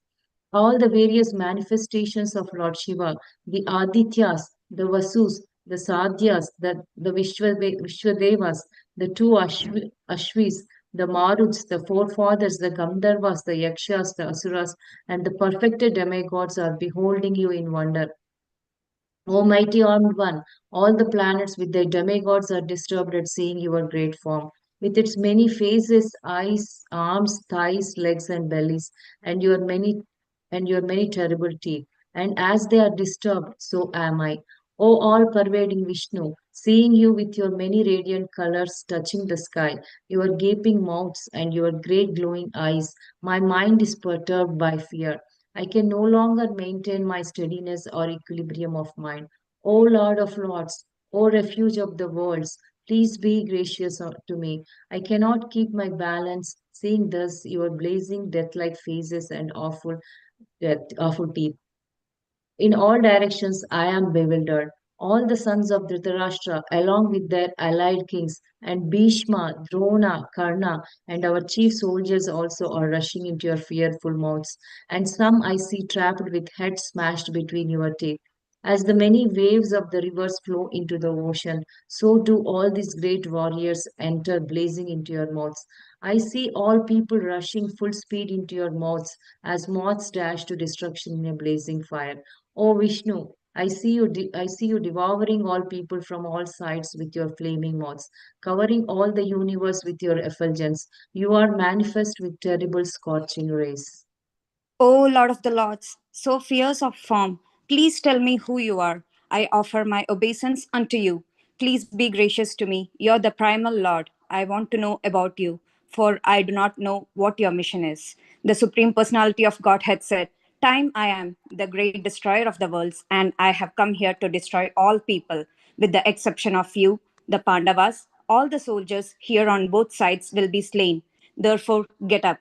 Prepare to fight and win glory, conquer your enemies, and enjoy a flourishing kingdom. They are already put to death by my arrangement, and you, O Savyasachi, can be but an instrument in the fight. Drona, Bhishma, Jayadratha, Karna, and other great warriors have already been destroyed by me. Therefore, kill them and do not be disturbed. Simply fight, and you will vanquish your enemies in battle. Sanjaya said to Dhritarashtra, O king, after hearing these words from the Supreme Personality of Godhead, the trembling Arjuna offered obeisance with folded hands again and again. He fearfully spoke to Lord Krishna in a faltering voice as follows. Arjuna said, O master of the senses, the world becomes joyful upon hearing your name, and thus everyone becomes attached to you. Although the perfected beings offer you their respectful homage, the demons are afraid and they flee here and there. All this is rightly done. O great one, greater even than Brahma, you're the original creator. Why then should they not offer their respectful obeisance unto you? O limitless one, God of gods, refuge of the universe, you're the invincible source, the cause of all causes, transcendental to the material manifestation. You're the original personality of Godhead, the oldest, the ultimate sanctuary of this manifested cosmic world. You are the knower of everything and you are all that is knowable. You are the supreme refuge above the material modes. O limitless form, this whole cosmic manifestation is pervaded by you. You are air and you are the supreme controller. You are fire, you are water, and you are the moon. You are Brahma, the first living creature, and you are the great grandfather. I therefore offer my respectful obeisance unto you 1,000 times and again and yet again. Obeisance to you from the front, from behind, and from all sides. O unbounded power, you are the master of limitless might. You are all pervading, and thus you are everything. Thinking of you as my friend, I have rashly addressed you, O Krishna, O Yadava, O my friend, not knowing your glories. Please forgive whatever I may have done in madness or in love. I have dishonored you many times, jesting as we eat, lay on the same bed, or sat or ate together, sometimes alone and sometimes in front of many friends. O infallible one, please excuse me for all those offenses. You are the father of this complete cosmic manifestation, of the moving and the non moving. You are its worshipable chief, the supreme spiritual master. No one is greater than you, nor can anyone be one with you. How then could there be anyone greater than you within the three worlds? O Lord of immeasurable power, you are the supreme Lord, to be worshipped by every living being. Thus I fall down to offer you my respectful obeisance and ask your mercy. As a father tolerates the impudence of his son, a friend, the impertinence of a friend, or a husband, the familiarity of his wife. Please tolerate the wrongs I may have done to you. After seeing this universal form, which I have never seen before, I am gladdened, but at the same time, my mind is disturbed with fear. Therefore, please bestow your grace upon me and reveal again your form as the personality of Godhead, O Lord of Lords, O Abode of the universe, O universal form, O thousand armed Lord. I wish to see you in your four armed form, with helmeted head and with club, wheel, conch, and lotus flower in your hands. I long to see you in that form. The Supreme Personality of Godhead said, My dear Arjuna, happily have I shown you by my internal potency the supreme universal form within the material world. No one before you has ever seen this primal form, unlimited and full of glaring effulgence. O best of the Kuru warriors, no one before you has ever seen this universal form of mine. For neither by studying the Vedas, nor by performing sacrifices, nor by charity, nor by pious activities, nor by severe penances can I be seen in this form in the material world. You have been perturbed and bewildered by seeing this horrible feature of mine. Now let it be finished. My devotee, be free again from all disturbances. With a peaceful mind, you can now see the form you desire. Sanjaya said to Dhritarashtra. The Supreme Personality of Godhead Krishna, having spoken thus to Arjuna, displayed his real four-armed form and at last showed his two-armed form, thus encouraging the fearful Arjuna. When Arjuna thus saw Krishna in his original form, he said, O Janardana, seeing this human-like form, so very beautiful, I am now composed in mind and I am restored to my original nature. The Supreme Personality of Godhead said, My dear Arjuna, this form of mine you are now seeing is very difficult to behold. Even the demigods are ever seeking the opportunity to see this form, which is so dear. The form you are seeing with your transcendental eyes cannot be understood simply by studying the Vedas, nor by undergoing serious penances, nor by charity, nor by worship. It is not by these means that one can see me as I am. My dear Arjuna, only by undivided devotional service can I be understood as I am, standing before you, and can thus be seen directly. Only in this way can you enter into the mysteries of my understanding. My dear Arjuna, he who engages in my pure devotional service, free from the contaminations of fruitive activities and mental speculation, he who works for me, who makes me the supreme goal of his life, and who is friendly to every living being, he certainly comes to me. Chapter 12 Devotional Service. Arjuna inquired, which are considered to be more perfect, those who are always properly engaged in your devotional service, or those who worship the impersonal Brahman, the unmanifested? The Supreme Personality of Godhead said, Those who fix their minds on my personal form and are always engaged in worshipping me with great and transcendental faith are considered by me to be most perfect. But those who fully worship the unmanifested, that which lies beyond the perception of these senses, and all pervading, inconceivable, unchanging, fixed, and immovable, the impersonal conception of the absolute truth. By controlling the various senses and being equally disposed to everyone, such persons engaged in the welfare of all at last achieve me. For those whose minds are attached to the unmanifested, impersonal features of the Supreme, advancement is very troublesome. To make progress in that discipline is always difficult for those who are embodied. But those who worship me, giving up all their activities unto me and being devoted to me without deviation, engaged in devotional service and always meditating upon me, having fixed their minds upon me, O son of Pratha, for them I am the swift deliverer from the oceans of birth and death. Just fix your mind upon me, the Supreme Personality of Godhead, and engage all your intelligence in me. Thus, you will live in me always without a doubt. My dear Arjuna, O winner of wealth, if you cannot fix your mind upon me without deviation, then follow the regulative principles of Bhakti Yoga. In this way, develop a desire to attain me. If you cannot practice the regulations of Bhakti Yoga, then just try to work for me, because by working for me, you will come to the perfect stage. If, however, you are unable to work in this consciousness of me, then try to act giving up all results of your work and try to be self-situated. If you cannot take to this practice, then engage yourself in the cultivation of knowledge. Better than knowledge, however, is the meditation. Better than meditation is renunciation of the fruits of action. For by such renunciation, one can attain peace of mind. One who is not envious about, but is a kind friend to all living entities, who does not think himself a proprietor and is free from false ego, who is equal in both happiness and distress, who is tolerant, always satisfied, self controlled, and engaged in devotional service with determination. His mind and intelligence fixed on me. Such a devotee of mine is very dear to me. But he by whom no one is put into difficulty and who is not disturbed by anyone, who is equipoised in happiness and distress, fear and anxiety, is very dear to me. My devotees, who is not dependent on the ordinary course of activities, who is pure, expert, without cares, free from all pains, and not striving for some result, is very dear to me. One who neither rejoices nor grieves, who neither laments nor desires, and who renounces both auspicious and inauspicious things, such a devotee is very dear to me. One who is equal to friends and enemies, who is equipoised in honor and dishonor, heat and cold, happiness and distress, fame and infamy, who is always free from contaminating association, always silent and satisfied with anything, who does not care for any residence, who is fixed in knowledge, and who is engaged in devotional service, such a person is very dear to me. Those who follows this imperishable path of devotional service and who completely engage themselves with faith, making me the supreme goal, are very, very dear to me. Hare Krishna. Chapter 13, Nature, the Enjoyer, and Consciousness. Text 1 and 2. Arjuna said, O my dear Krishna, I wish to know about Prakriti, nature, Purusha, the enjoyer, and the field and the knower of the field, and of knowledge and the object of knowledge.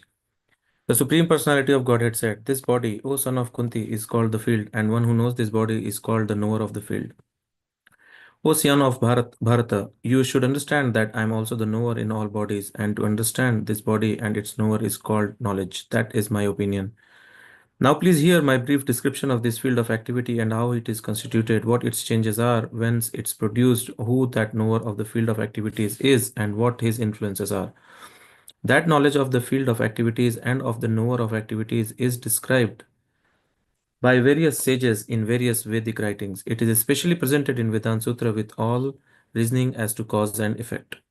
The five great elements, false ego, intelligence, the unmanifested, the 10 senses, and the mind, the five sense objects, desire, hatred, happiness, distress, the aggregate, the life symptoms, and convictions, all these are considered in summary to be the field of activities and its interactions.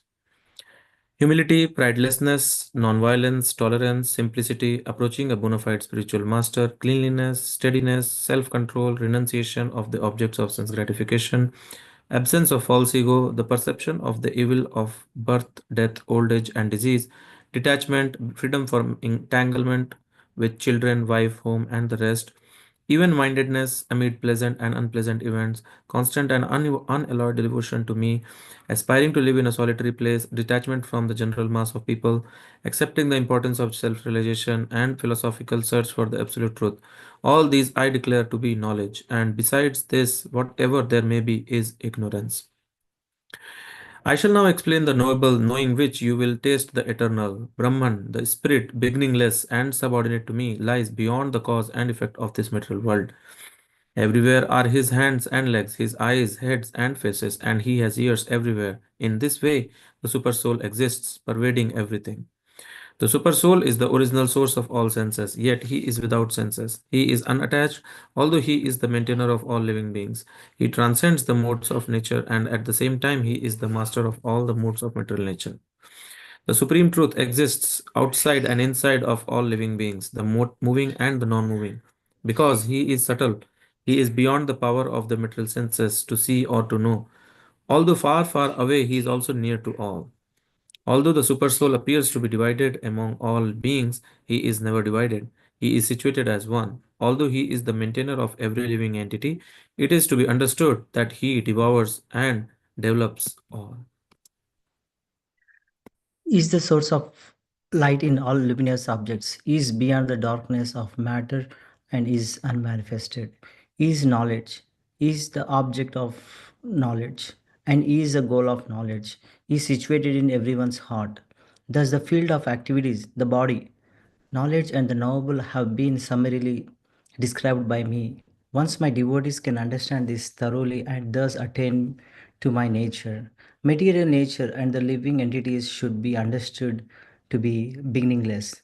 Their transformations and the modes of matter are products of material nature. Nature is said to be cause of all material causes and effects, whereas a living entity is the cause of the various sufferings and enjoyments in this world. The living entity in material nature thus follows the ways of life, enjoying the three modes of nature. This is due to the association with that material nature. Thus, he meets with good and evil among various species.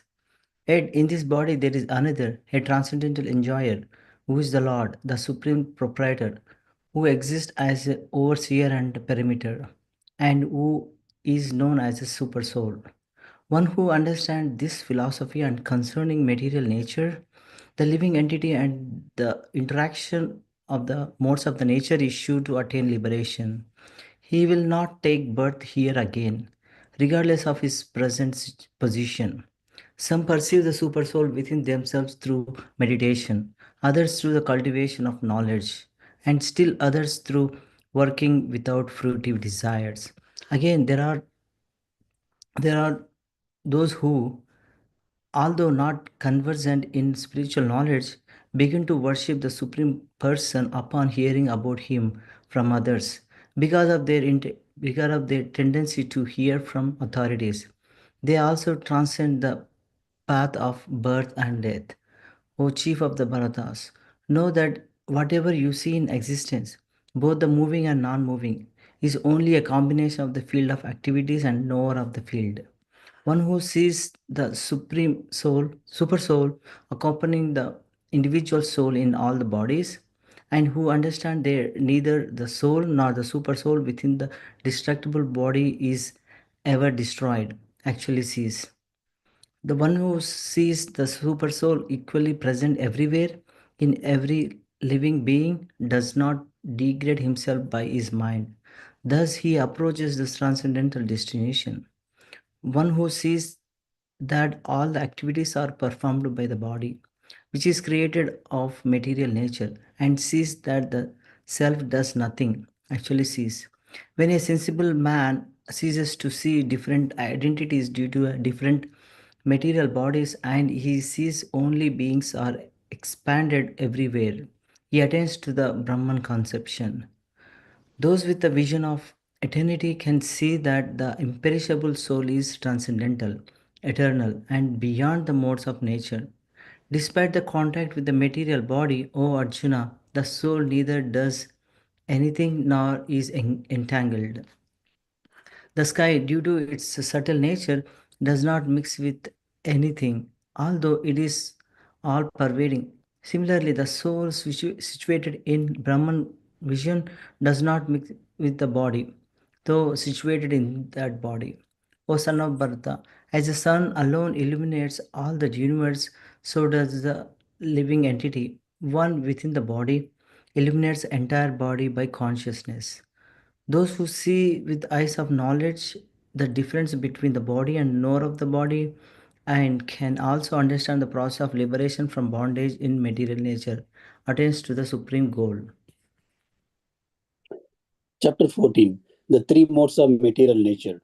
The Supreme Personality of Godhead said, Again, I shall declare to you this supreme wisdom, the best of all knowledge, knowing which all the sages have attained the supreme perfection.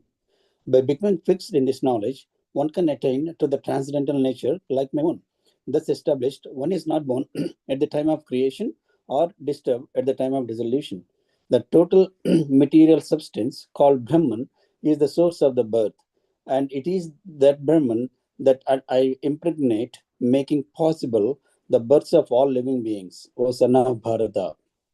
It should be understood that all species of life, O son of Kunti, are made possible by birth in this material nature, and that I am the seed giving father. Material nature consists of three modes: goodness, passion, and ignorance. When the eternal living entity comes in contact with nature, O mighty Arjuna, he becomes conditioned by these modes. O sinless one, the mode of goodness, being purer than the others, is illuminating, and it frees one from all sinful reactions. Those situated in this mode become conditioned by a sense of happiness and knowledge. The mode of passion is born of unlimited desires and longings. O son of Kunti. And because of this, the embodied living entity is born to material fruitive actions. O son of Bharata, know that the mode of darkness, born of ignorance, is the delusion of all embodied living entities. The result of this mode are madness, indolence, and sleep, which bind the conditional soul. O son of Bharata, the mode of goodness conditions one to happiness, passion conditions one to fruitive action, and ignorance, covering one's knowledge, binds one to madness. Sometimes the mode of goodness becomes prominent, defeating the defeating the modes of passion and ignorance. O son of Bharata, sometimes the mode of passion defeats the goodness and ignorance, and at the other times, ignorance defeats goodness and passion. In this way, there is always competition for supremacy. The manifestation of the mode of goodness can be experienced when all the gates of the body are illuminated by knowledge. O chief of Bharatas, when there is an increase in the mode of passion, the symptoms of the great attachment, fruitive activity, intense endeavor, and uncontrollable desire and hankering develop.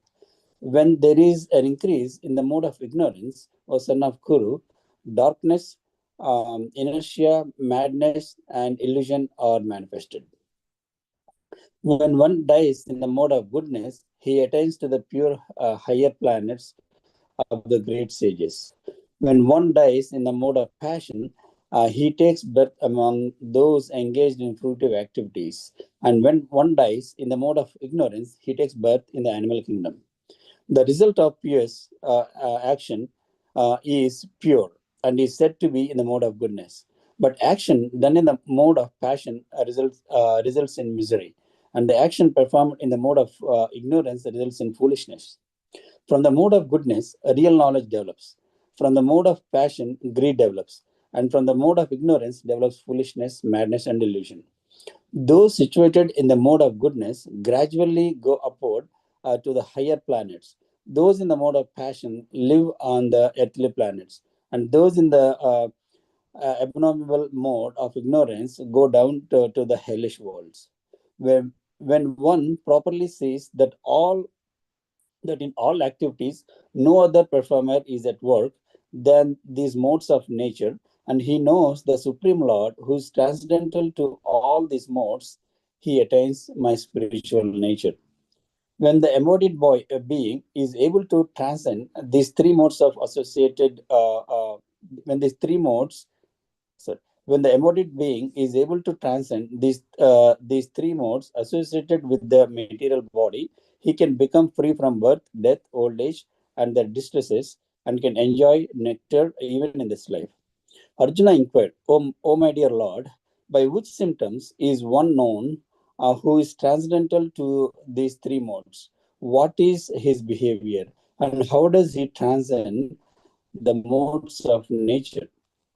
The Supreme Personality of Godhead said, "O son of Pandu, he who does not hate illumination, attachment, and delusion when they are present, or long for them when they disappear, who is unwavering and undisturbed through all these reactions of the material qualities, remaining neutral and transcendental, knowing that the modes alone are active, who is situated in the self and regards alike happiness and distress, who looks upon a lump of earth, a stone, and a piece of gold with an equal eye, who is equal towards the desirable and the undesirable, who is steady, situated equally well in praise and blame, honor and dishonor, who treats alike both friend and enemy, and who has renounced all material activities.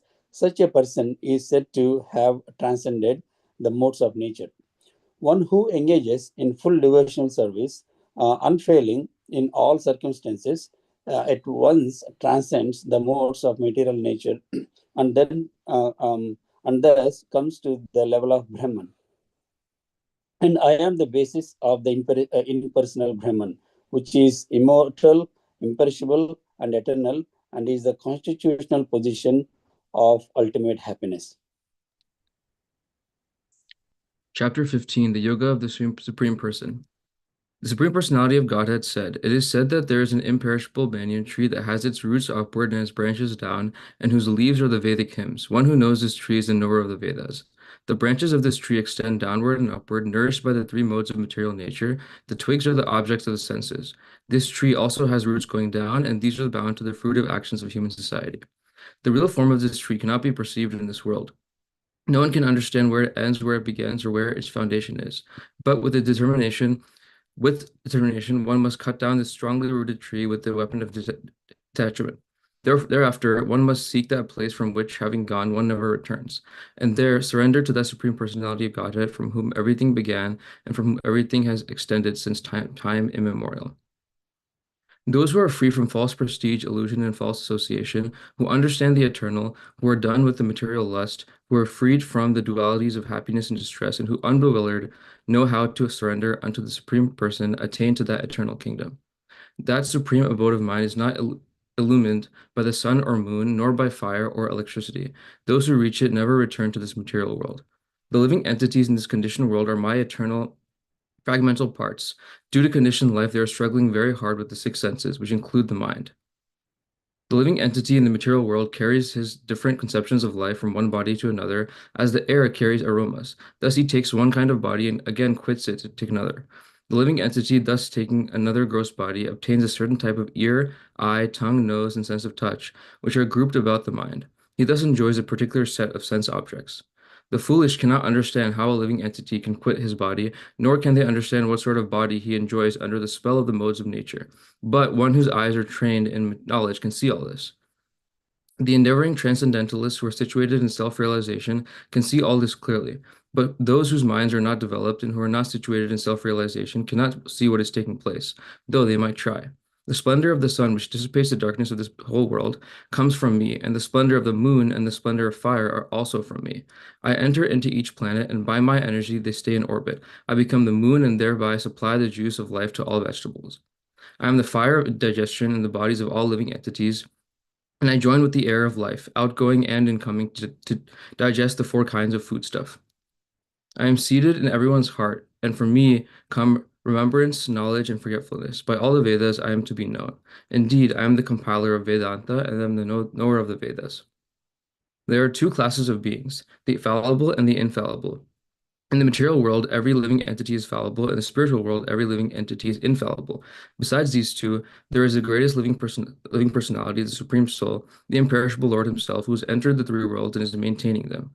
Because I am transcendental, beyond both the fallible and the infallible, and because I am the greatest, I am celebrated both in the world and in the Vedas as that Supreme Person. Whoever knows me as the Supreme Personality of Godhead, without doubting, is the knower of everything. He therefore engages himself in full devotional service to me, O son of Bharata. He is the most confidential part of the Vedic scriptures, O sinless one, and it is disclosed now by me. Whoever understands this will become wise, and his endeavors will know perfection. Chapter 16, The Divine and Demoniac Natures.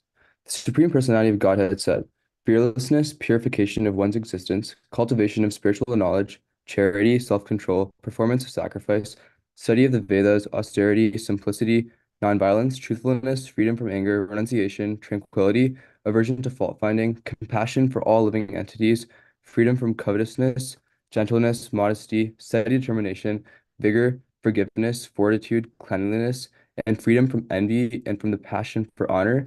These transcendental qualities, O son of Bharata, belong to godly men endowed with divine nature. Pride, arrogance, conceit, anger, harshness, and ignorance. These qualities belong to those of demoniac nature, O son of Pritha.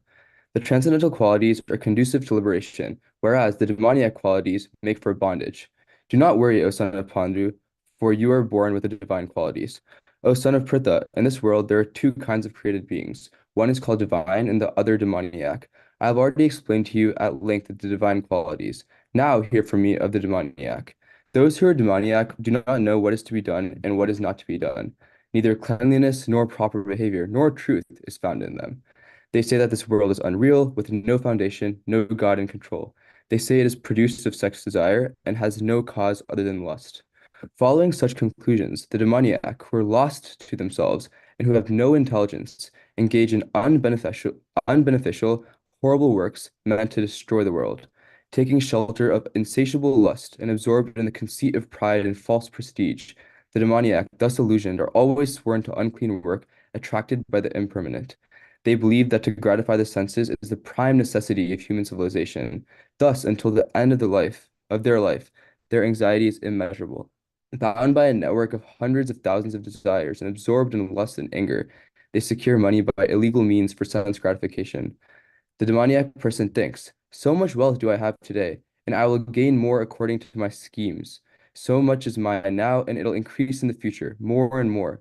He is my enemy, and I've killed him, and my other enemies will also be killed. I am the Lord of everything. I am the enjoyer. I am perfect, powerful, and happy. I am the richest man surrounded by aristocratic relatives. There is none so powerful and happy as I am. I shall perform sacrifices, I shall give some charity, and thus I shall rejoice. In this way, such persons are deluded by ignorance. Thus, perplexed by various anxieties and bound by a network of illusions, they become too strongly attached to sense enjoyment and fall down into hell. Self-complacent and always impudent, deluded by wealth and false prestige, they sometimes proudly perform sacrifices in name only, without following any rules or regulations. Bewildered by false ego, strength, pride, lust, and anger, the demons become envious of the Supreme Personality of Godhead, who is situated in their own bodies and in the bodies of others, and blaspheme against the real religion.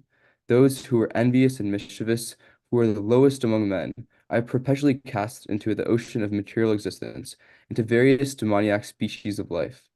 Attaining repeated birth amongst the species of demoniac life, O son of Kunti, such persons can never approach me. Gradually, they sink down to the most abominable type of existence. There are three gates leading to this hell: lust, anger, and greed. Every sane man should give these up, for they lead to the degradation of the soul.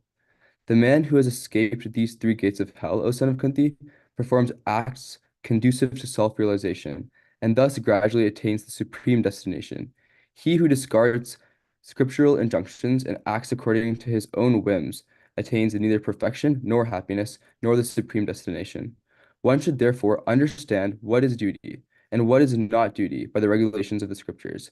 Knowing such rules and regulations, one should act so that he may gradually be elevated. Chapter 17, The Divisions of Faith. Arjuna inquired, O Krishna, what is this situation of those who do not follow the principles of scripture but worship according to their own imagination? Are they in goodness, in passion, or in ignorance? The Supreme Personality of Godhead said, according to the modes of nature acquired by the embodied soul, one's faith can be of three kinds: in goodness, in passion, or in ignorance. Now hear about this. O son of Bharata, according to one's existence under the various modes of nature, one evolves a particular kind of faith. The living being is said to be of a particular faith according to the modes he has acquired. Men in the mode of goodness worship the demigods, those in the mode of passion worship the demons, and those in the mode of ignorance worship ghosts and spirits. Those who undergo severe austerities and penances not recommended in the scriptures, performing them out of pride and egoism, who are impelled by lust and attachment, who are foolish and who torture the material elements of the body as well as the super soul dwelling within, are to be known as demons. Even even the food each person prefers is of three kinds, according to the three modes of material nature. The same is of true sacrifices. The same is true of sacrifices, austerities, and charity. Now hear of the distinctions between them. Foods dear to those in the mode of goodness increase the duration of life, purify one's existence, and give strength. Strength, health, happiness, and satisfaction. Such foods are juicy, fatty, wholesome, and pleasing to the heart. Foods that are too bitter, too sour, salty, hot, pungent, dry, and burning are dear to those in the mode of passion. Such foods cause distress, misery, and disease. Food prepared more than 3 hours before being eaten, food that is tasteless, decomposed, and putrid, and food consisting of remnants and untouchable things is dear to those in the mode of darkness. Of sacrifices, the sacrifice performed according to the directions of Scripture as a matter of duty by those who desired no reward is of the nature of goodness. But sacrifice performed for some material benefit or for the sake of pride, O chief of Bharatas, you should know to be in the mode of passion. Any sacrifice performed without regard for the directions of Scripture, without distribution of prasadam, without chanting of Vedic hymns and remuneration to the priests, and without faith is considered to be in the mode of ignorance. Austerity of the body consists in the worship of Supreme Lord, the Brahmanas, the spiritual master, and superiors like the father and mother, and in cleanliness, simplicity, celibacy, and non-violence. Austerity of speech consists in speaking words that are truthful, pleasing, beneficial, and not agitating to others, and also in regularly reciting Vedic literature. And satisfaction, simplicity, gravity, self control, and purification of one's existence are the austerities of mind. This threefold austerity, performed with transcendental faith by men not expecting material benefits but engaged only for the sake of Supreme, is called austerity in goodness. Penance performed out of pride and for the sake of gaining respect, honor, and worship is said to be in the mode of passion. It is neither stable nor permanent. Penance performed out of foolishness with self torture or to destroy or injure others is said to be in the mode of ignorance. Charity given out of duty without expectation or return at the proper time and place and to a worthy person is considered to be in the mode of goodness. But charity performed with the expectation of some return or with a desire of fruitive results or in a grudging mood is said to be charity in the mode of passion. And charity performed at an impure place at an improper time to unworthy persons or people or without proper attention and respect is said to be in the mode of ignorance. From the beginning of creation, the three words Om Tat Sat were used to indicate the supreme absolute truth. These three symbolic representations were used by Brahmanas while chanting the hymns of Vedas and during sacrifices for the satisfaction of the Supreme. Therefore, transcendentalists undertaking performances of sacrifice, charity, and penance in accordance with scriptural regulations began always with Om to attain the Supreme. Without desiring fruitive results, one should perform various kinds of sacrifice, penance, and charity with the word Tat. The performance of such transcendental activities is to get free from material entanglement. The absolute truth is the objective of devotional sacrifice, and it is indicated by the word Sat.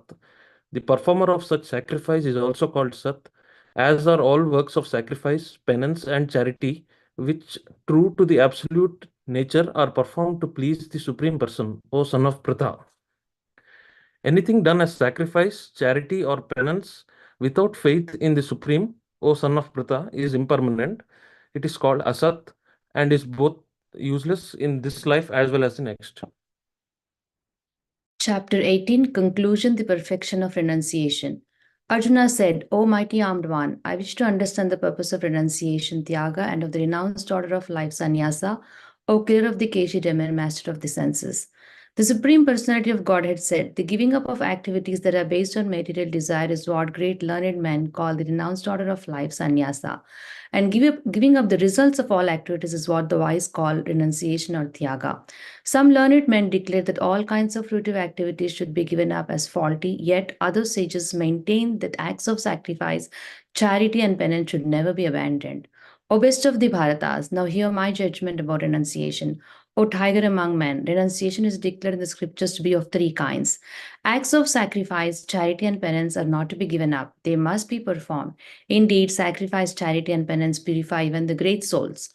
All these activities should be performed without attachment or any expectation of result. They should be performed as a matter of duty, O son of Pratha. That is my final opinion. Prescribed duties should never be renounced. If one gives up his prescribed duties because of illusion, such renunciation is said to be in the mode of ignorance. Anyone who gives up prescribed duties as troublesome or out of fear of bodily discomfort is said to have renounced in the mode of passion. Such action never leads to the elevation of renunciation.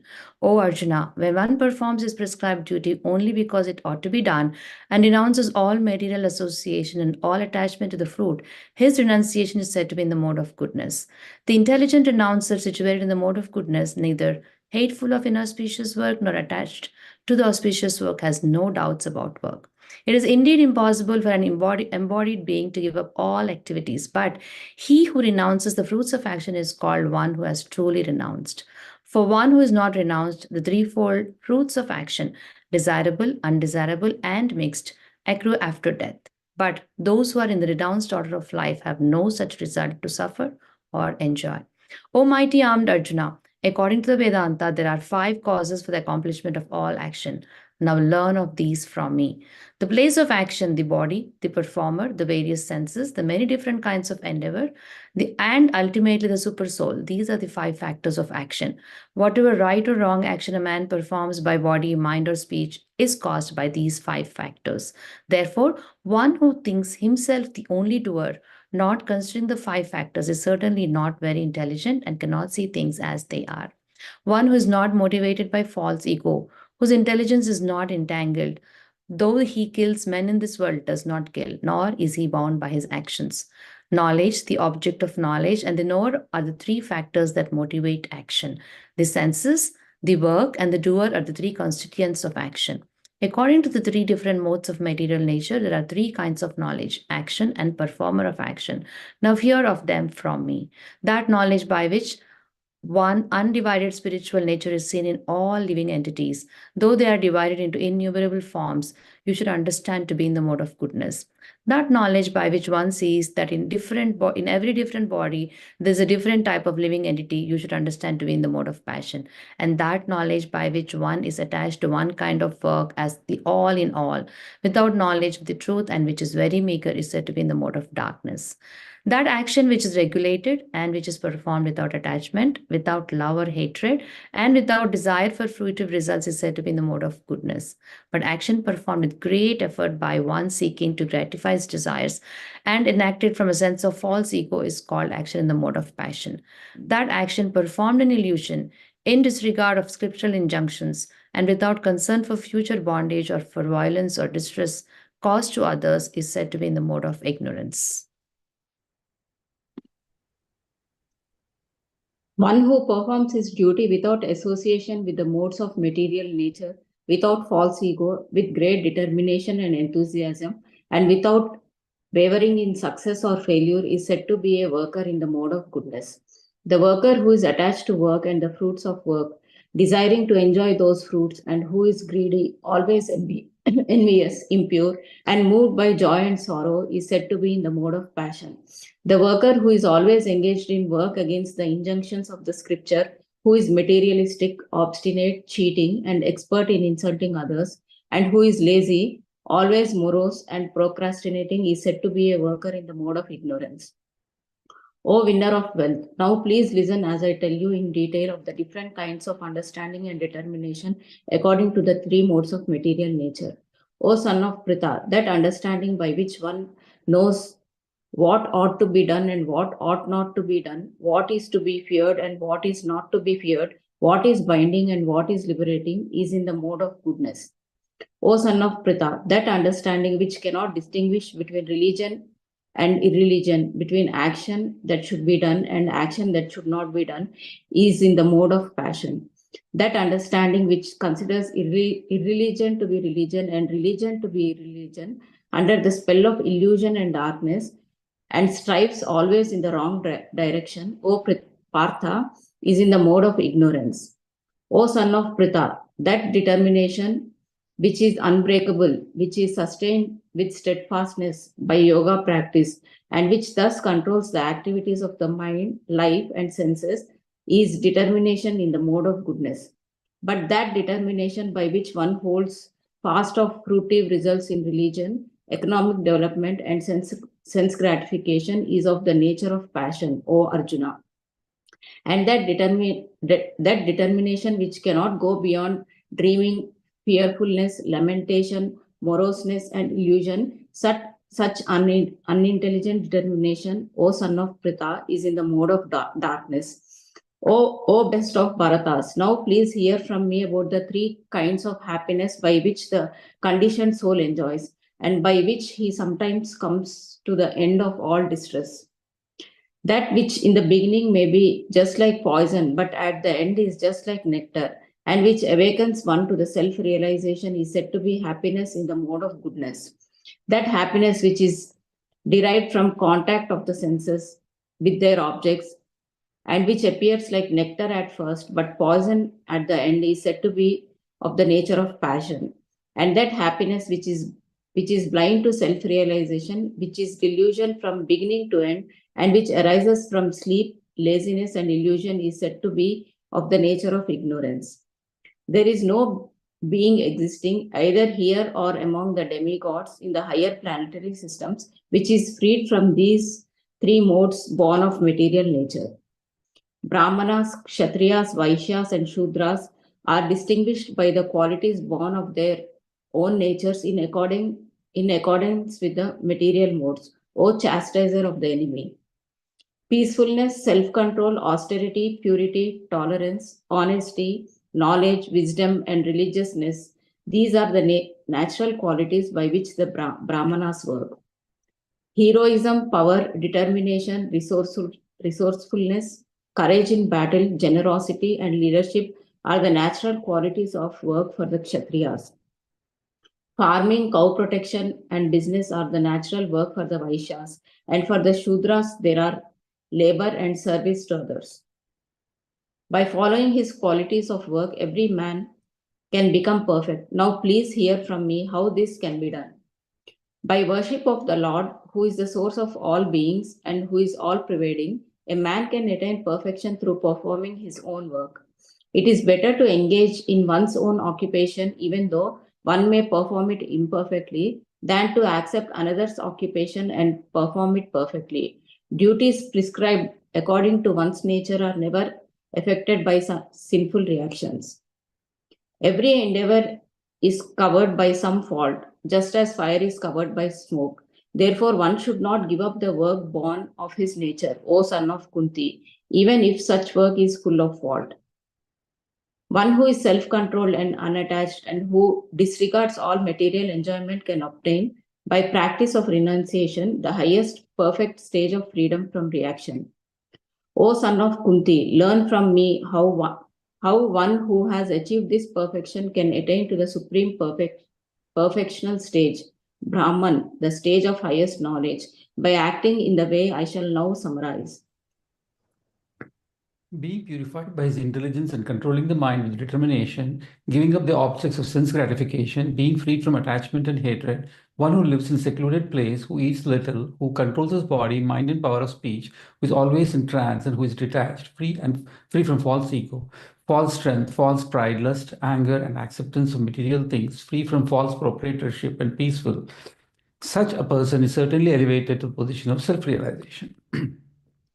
One who is thus transcendently situated at once realizes the supreme Brahman and becomes fully joyful. He never laments or desires to have anything. He is equally disposed towards every living entity. In that state, he attains pure devotional service unto me. One can understand me as I am, as a Supreme Person Godhead, only by devotional service. And when one is in full consciousness of me, by such devotion can he enter into the kingdom of God. Though engaged in all kinds of activities, my pure devotee, under my protection, reaches the eternal and imperishable abode by my grace. In all activities, just depend upon me and work always under my protection.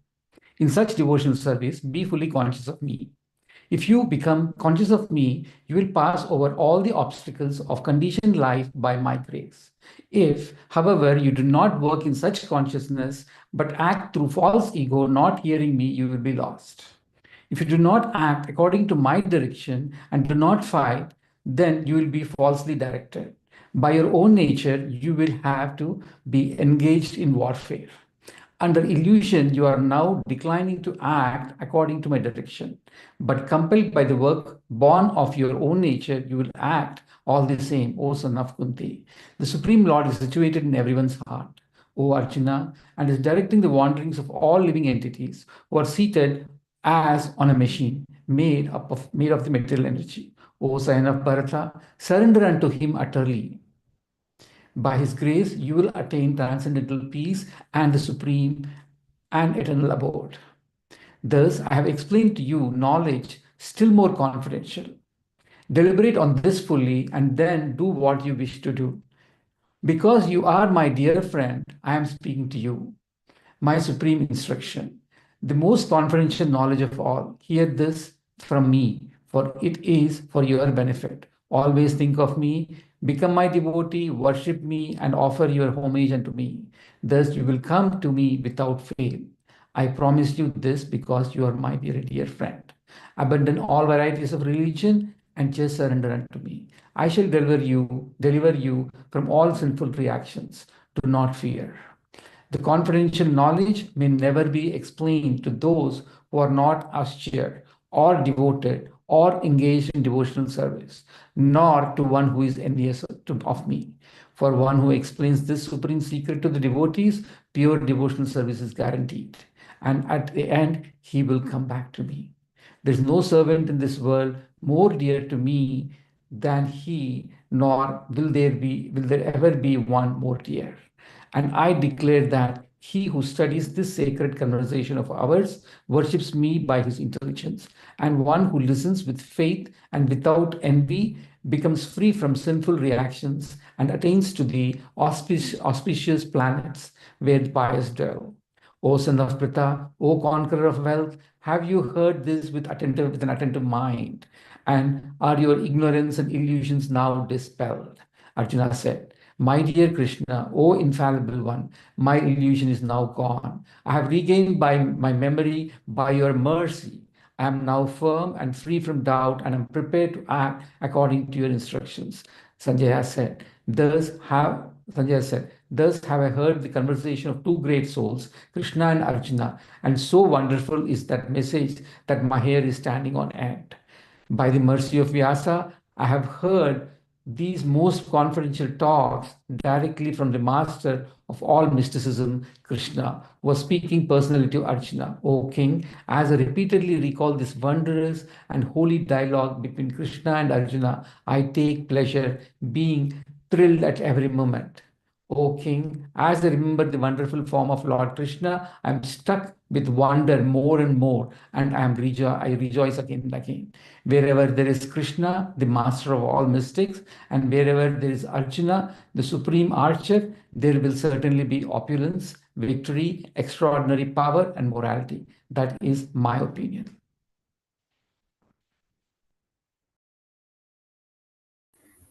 Hare Krishna, that's wonderful. Thank you so much. I thank every one of the readers, listeners, volunteers for all your times and efforts. Gita Wise wishes you all a very happy New Year 2025. Let us strive to actively remember Krishna and the lessons from Gita in this new year. We will catch you in the next Gita Wise event.